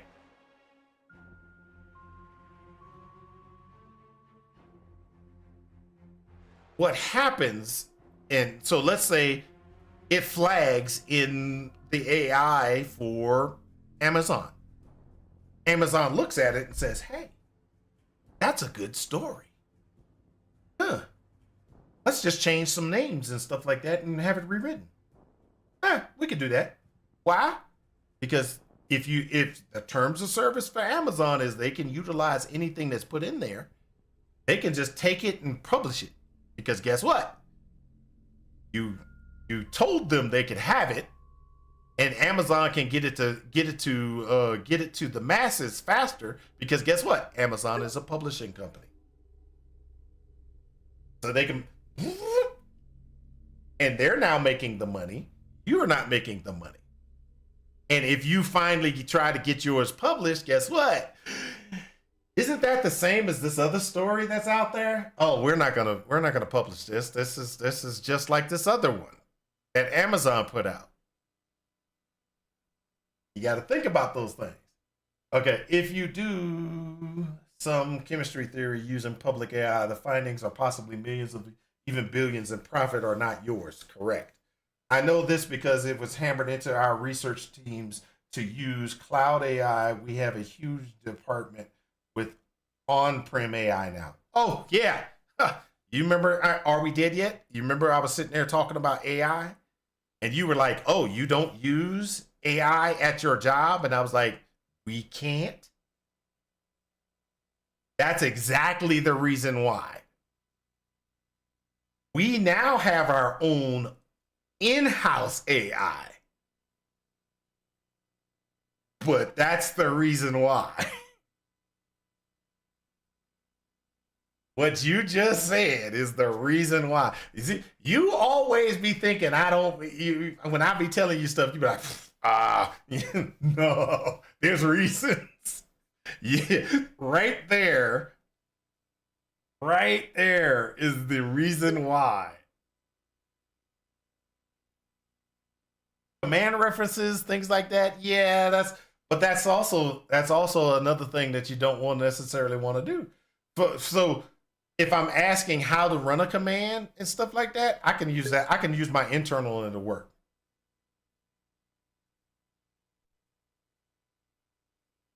Well, same thing. If I sit there and I say okay, an example.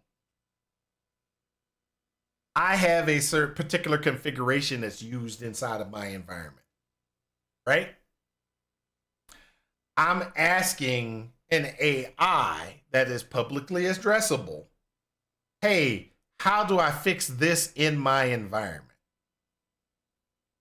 Or how do I run these commands in my environment utilizing, let's say I'm utilizing Red Hat 5, which is way old. I'm only using that because I do not want y'all to know what versions we're using in my company.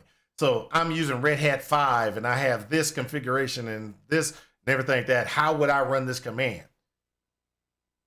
Well, guess what? You gave a lot of information out to the public. And this is the reason why I have said multiple times, we can't use AI. Not open in the world AI.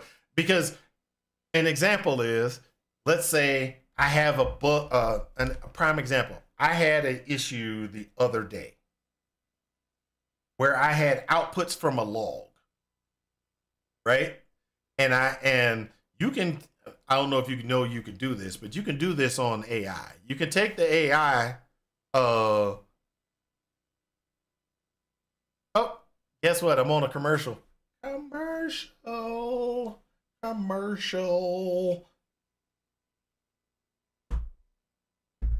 We'll discuss this in a second. As soon as the commercial's over, guys, we'll get back to it.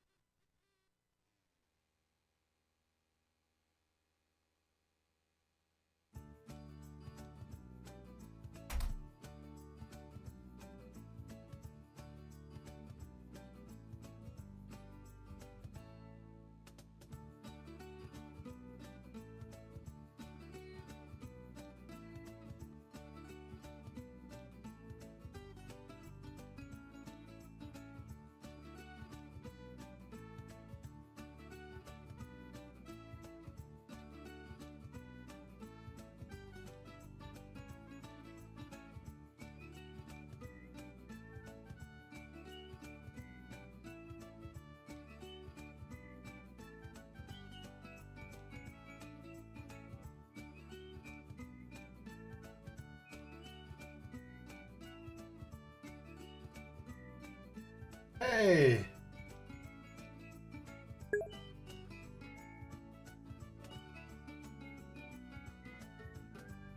Okay. All right. There you go. Right. So, like I was saying, I had an issue the other day where I pumped 40 lines a second into Grafana Loki system. I know what Loki is. I use Streamlit AI to query and analyze it all. It's pretty awesome, and it doesn't hit the net. True. But that's exactly what I'm talking about. So I have if I have an issue, and you just pretty much just said what I did. What has to happen? You have to put AI internally, and it doesn't hit the internet. But like I was saying, and one of the things I was saying was I had a problem. I had a log file. I can't take that log file and put it on the internet. I can't put it on AI on the internet, but I can tell my internal AI please analyze this. And when it analyzes it, it can find information. You might need to do this change, et cetera, and all this other stuff. As long as you put more information out to the public, there are chances and more chances for bad actors to be able to figure out information because it's just bad. Let's just put it.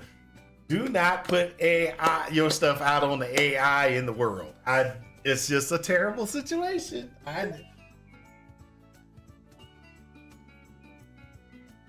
Yeah, now don't get me wrong. Certain commands, it's like I'm sitting here and I like we can go here and I'll be like,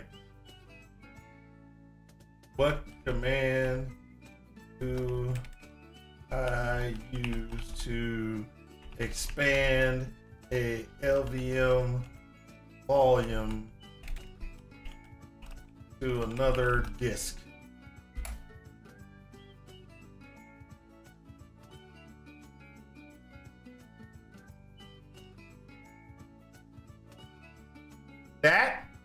That's not a problem.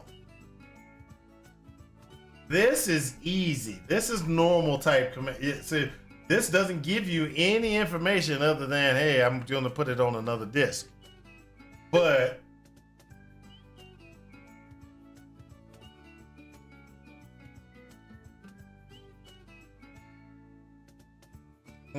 I wouldn't do that either. I wouldn't do it either. That's just that's just the paranoia of what I have to deal with.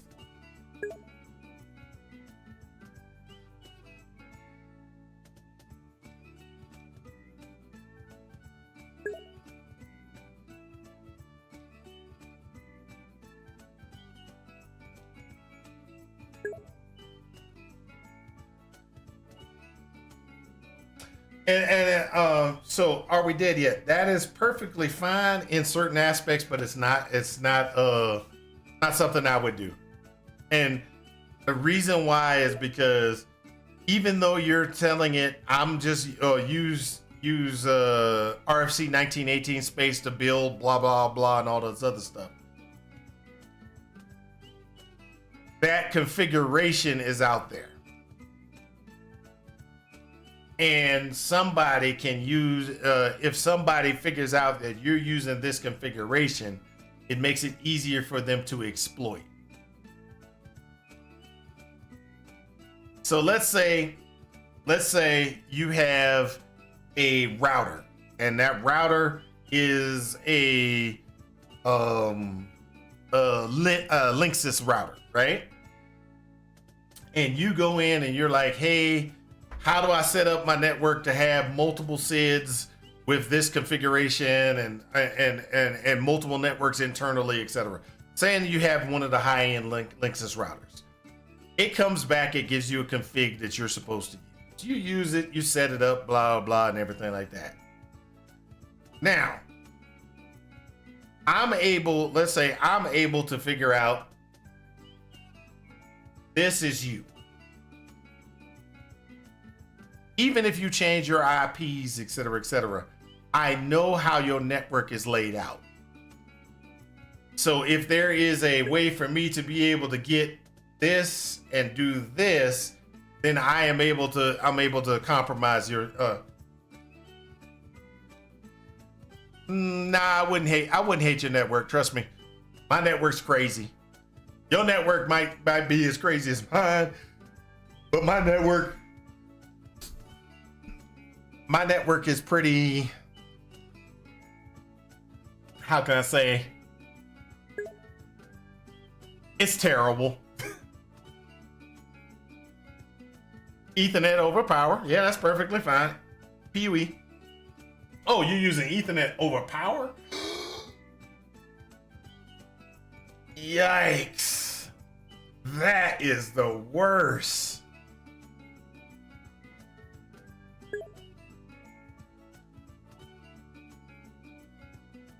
Yes, that's exactly right. Power line adapter. Yeah, he's using power line, which is the worst. Hey, you better have changed all your the hashes for your power line. And oh, that just my skin crawls just thinking about that. Oh, I'm your next door neighbor. I'm on the internet.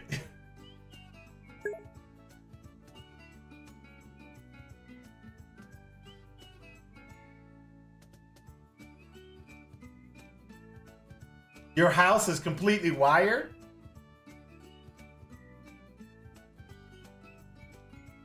How can your house be completely wired if you're using power line? Every outlet. Okay, all right, you got me there. You got me. Network in the back. 2 networks in this room. All the upstairs have network outlets. All of them Cat 6. All of them Cat 6. The only thing that I kind of regret is not putting fiber in every room. I should have used multi-mode fiber and put in every one of the rooms.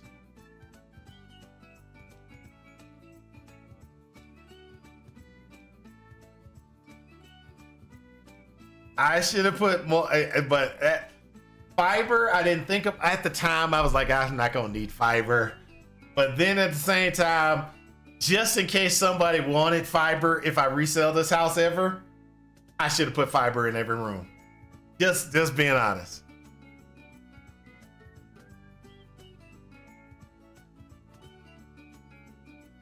Either way, yeah, just talking about your network makes my skin crawl.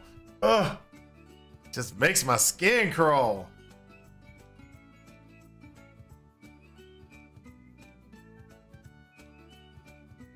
I can't do it. I cannot do it.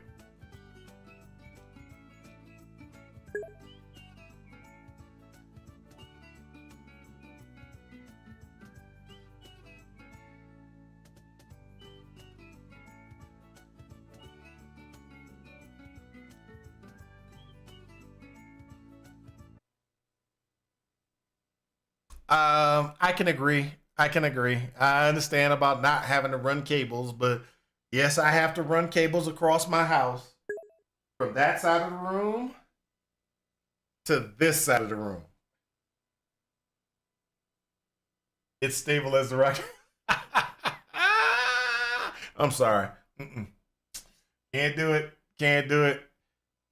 I am very happy that you guys do those type of things, but I'm not gonna do those things. Sorry, dude. Sorry. Okay, so back to this writing and everything like that. So we have this information, and what I'm gonna do is, if I get time this week, I'll write out section 1, which is breaking out of prison. I'll write out that section, and then the next time we have free time. So I have some other games I actually, it finally finished all the downloads. That's a good thing. And we will definitely try to see what we can get. We try to see if we can get this stuff taken care of.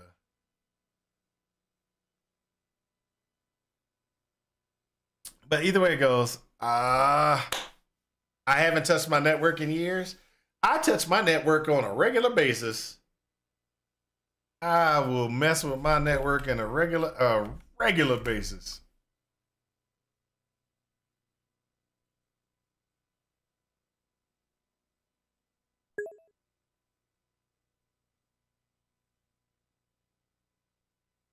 The adapters come with Wi-Fi, so I have one plugged in it, and way out backyard, I have 5G across my whole acre.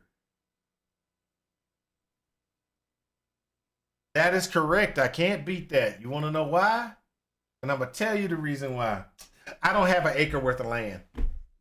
I can't beat that. I don't have an acre worth of land.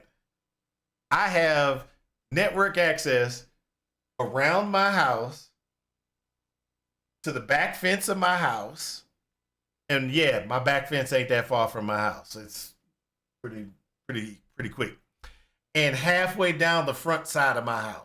So halfway down my my driveway, I have internet. If I go any further than that, internet disappears. And that is the best thing that the only thing I hate about the way my Wi-Fi is my neighbor can see my signal because it's so close, and the neighbor on the other side can see my signal because it's so close. That's because that's like 12 feet, 7 feet to the thing, 7 feet to 14 feet. So I have about approximately 14, 15 feet between me and my neighbor over here, and 14, 15 feet between me and my neighbor on the other side. And so they can see my signal. Now, if you drive down half my driveway, right about 20 feet away, it starts to drop off. 20, 30 feet, it starts to drop off. My back fence is no more than 20, 30 feet from the back of my house. So yeah, I lose. Oh, look, I could get a 1G all the way out there. All I gotta do is plug into that network connector right here, and then I can go all the way out with wired connection. Why would I want to do that? Not worried about it. And even just in case y'all don't know this, even. And this is kind of funny too, because okay, so I'm gonna give y'all some things. There's a lot of people that do the door access, and they're doing the door access, and they have those wired door accesses, and then I'm hanging out by the pool on a nice summer day. I don't have a pool, so I'm not worried about it. I go to the pool. It's right up there. I drive. I go around, and then I meet at the rec center, the housing area rec center. I just go right over there, and it's like, boop, I'm in.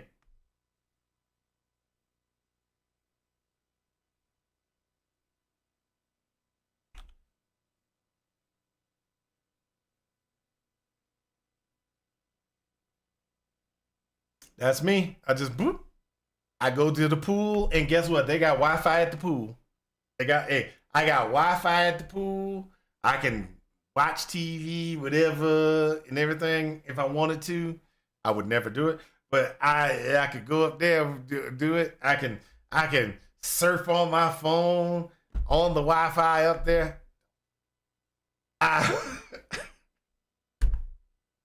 even got a gym. I don't have to pay for my own gym. I got weights. They got a squat rack. They got a bench press location. They got a elliptical. We got a treadmill. I can do all that stuff.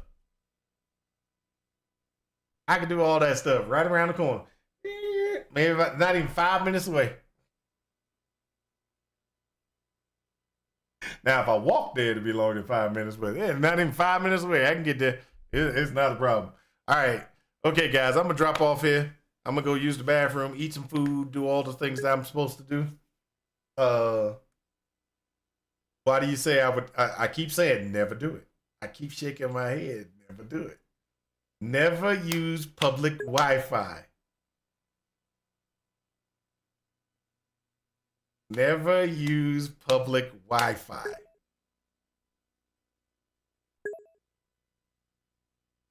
Watch me? Why? Sarah Lee is like, public Wi-Fi, who cares? We on, what? No, never use public Wi-Fi. Public Wi-Fi there's an illusion of privacy on public Wi-Fi.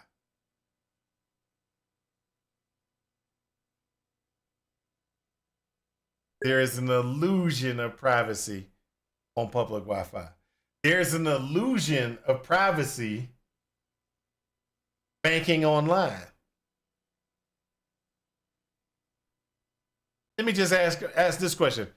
How many people have walked into a bank in the last 30 days? Raise your hand.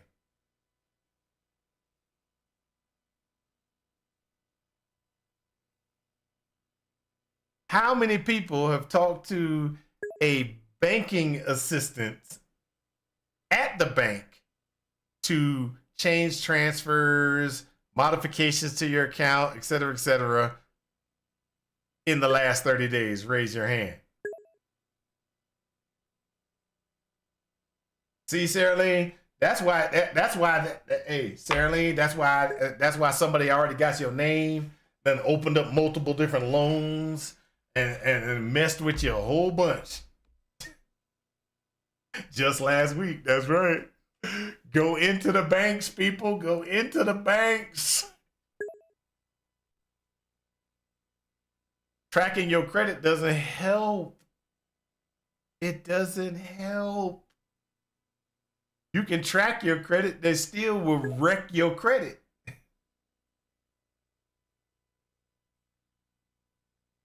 Okay, Sarah Lane. Hey, you can track your credit. What happens with your credit? You can put a dispute in. When they put a dispute in for your credit, hey, I didn't open this. I didn't do this. I didn't do that. And if somebody actually destroys your credit, if you don't catch it within the first 72 hours,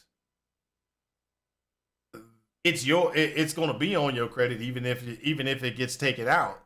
It's very, very bad.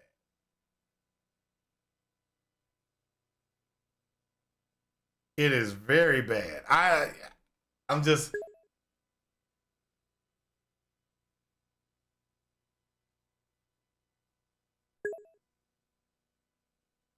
insecurity of driving.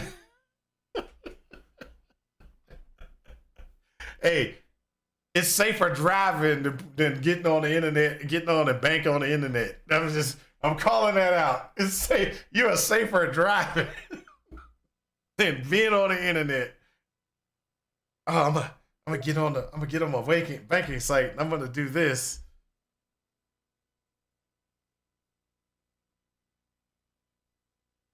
Oh yeah. Yep. Hey, I'm old. I don't like being on the internet. I don't act. Hey, and the only reason I say that, Sarah Lynn, the only reason I say that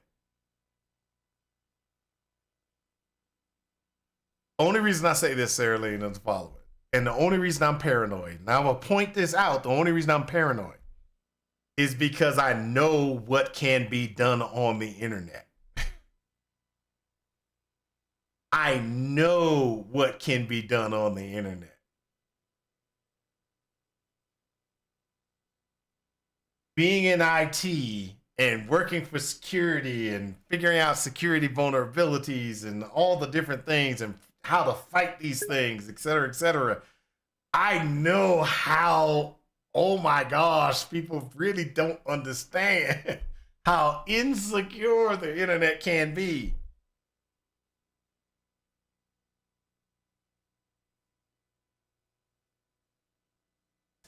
I don't mind putting money in banks because guess what? Most money in banks are insured up to $250,000 now. Used to be $100 and something, but now it's $250,000 per account. So the banks have insurance to give you more money.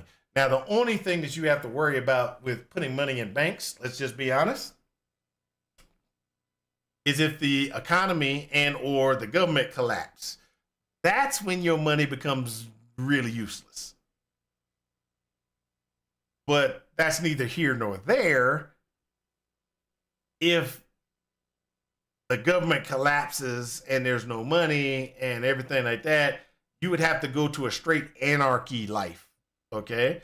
And so this is where the problem comes in. Let's just be honest. Just be honest like this. This is where the problem comes in. If the government disappears, dollar disappears, et cetera, something else will take its place.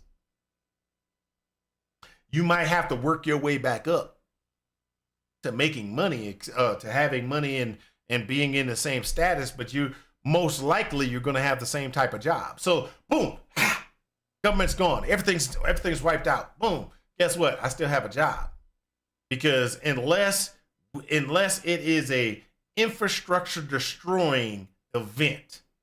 What I mean by infrastructure destroying event: nuclear, destroy, fallout, things like that. All internet disappears, everything's gone. And we are, the only way we can talk to another person is for us to doggone see them face to face, or talk to them on a radio. If you get to that point of collapse of society, then yeah, banks, money in banks disappears, etc., not a problem. But after everything stabilizes from a governmental collapse or something like that, then it's going to be, I still have a job providing this or doing that, and you're going to you'll have to build back up. Just FYI. Hold on, let me see what you can follow the logic. Watch the movie. It's scary but somewhat accurate. Mal is invited to my fallout shelter if he can make it. That's true. You told me I can make it. It's about 3,000 miles away from me. Head northwest and go. Skills become your new value. Yep. So that's the key things that you got to remember is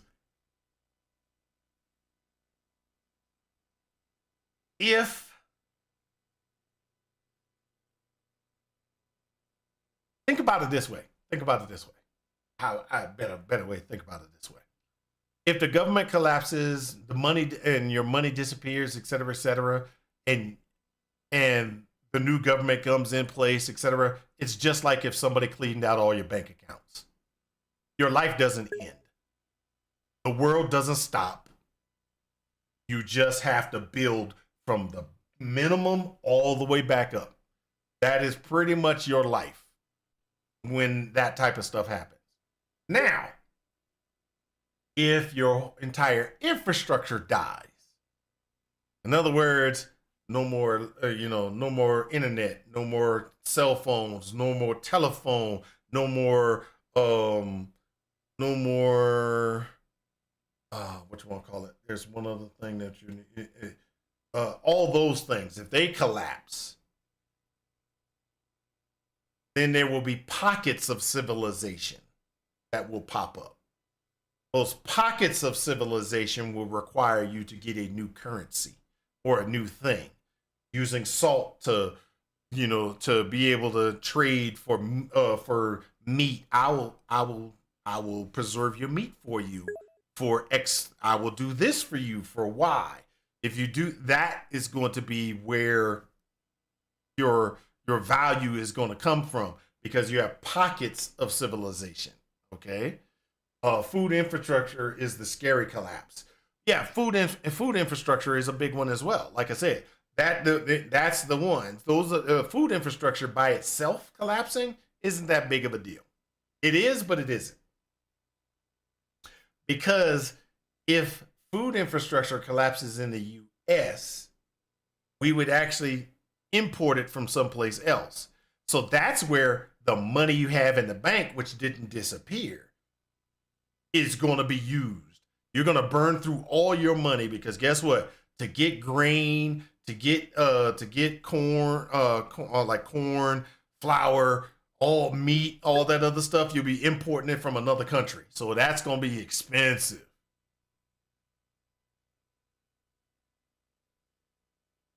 I can eat 100,000 bushels of wheat on my own. But that's but these are all things that are, hey, cause it's an interesting thing. A lot of people don't think about it, but when they think about the loss of it, I'll give you an example. This is a prime example. Every time a hurricane comes in or a snowstorm pops in, everybody rushes to the doggone store, buys a ton of toilet paper, a ton of milk, a ton of bread, and a ton of water. Gotta get it just in case. Guess what? In about a week, you'll have your stuff back anyway. A week to 2 weeks, you'll have your stuff back.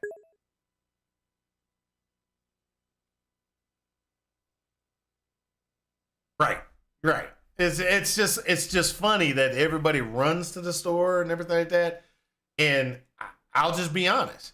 In my house, when I was in Florida, we lost power for a week. A week, people, a week. Power was out, people were down, stuff like that. It was multiple weeks for some people, etc. But you can't buy a lot of milk because guess what? It's going to spoil. You can't get a lot, you know. And so even though the power was down in the house, I could drive to the store, get food, and come back to the house. I could drive miles away to go get Burger King and come back to the house.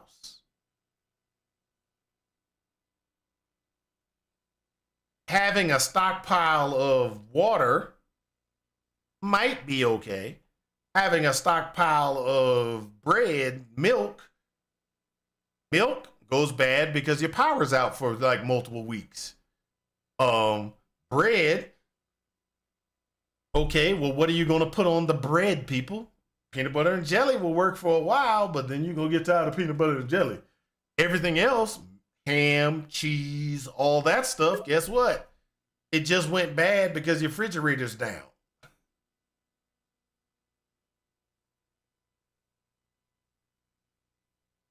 Yeah, people in general aren't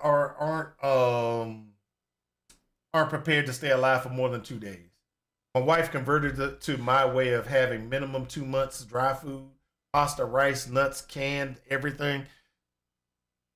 That's true. That's true. But for me, it's like, hey, there's no reason to stockpile anything that can go bad. Anything that can go bad, no, don't stockpile it. It's not worth it.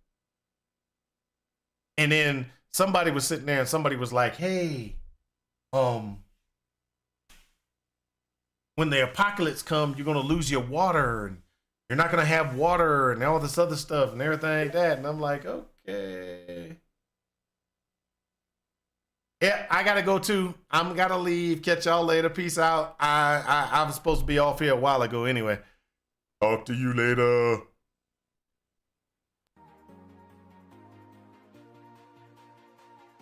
I'm going to go anyway. Got to make sure that I get my outro music going.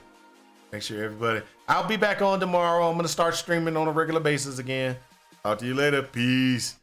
And I hope this has helped you in your quest for ultimate power. Peace out.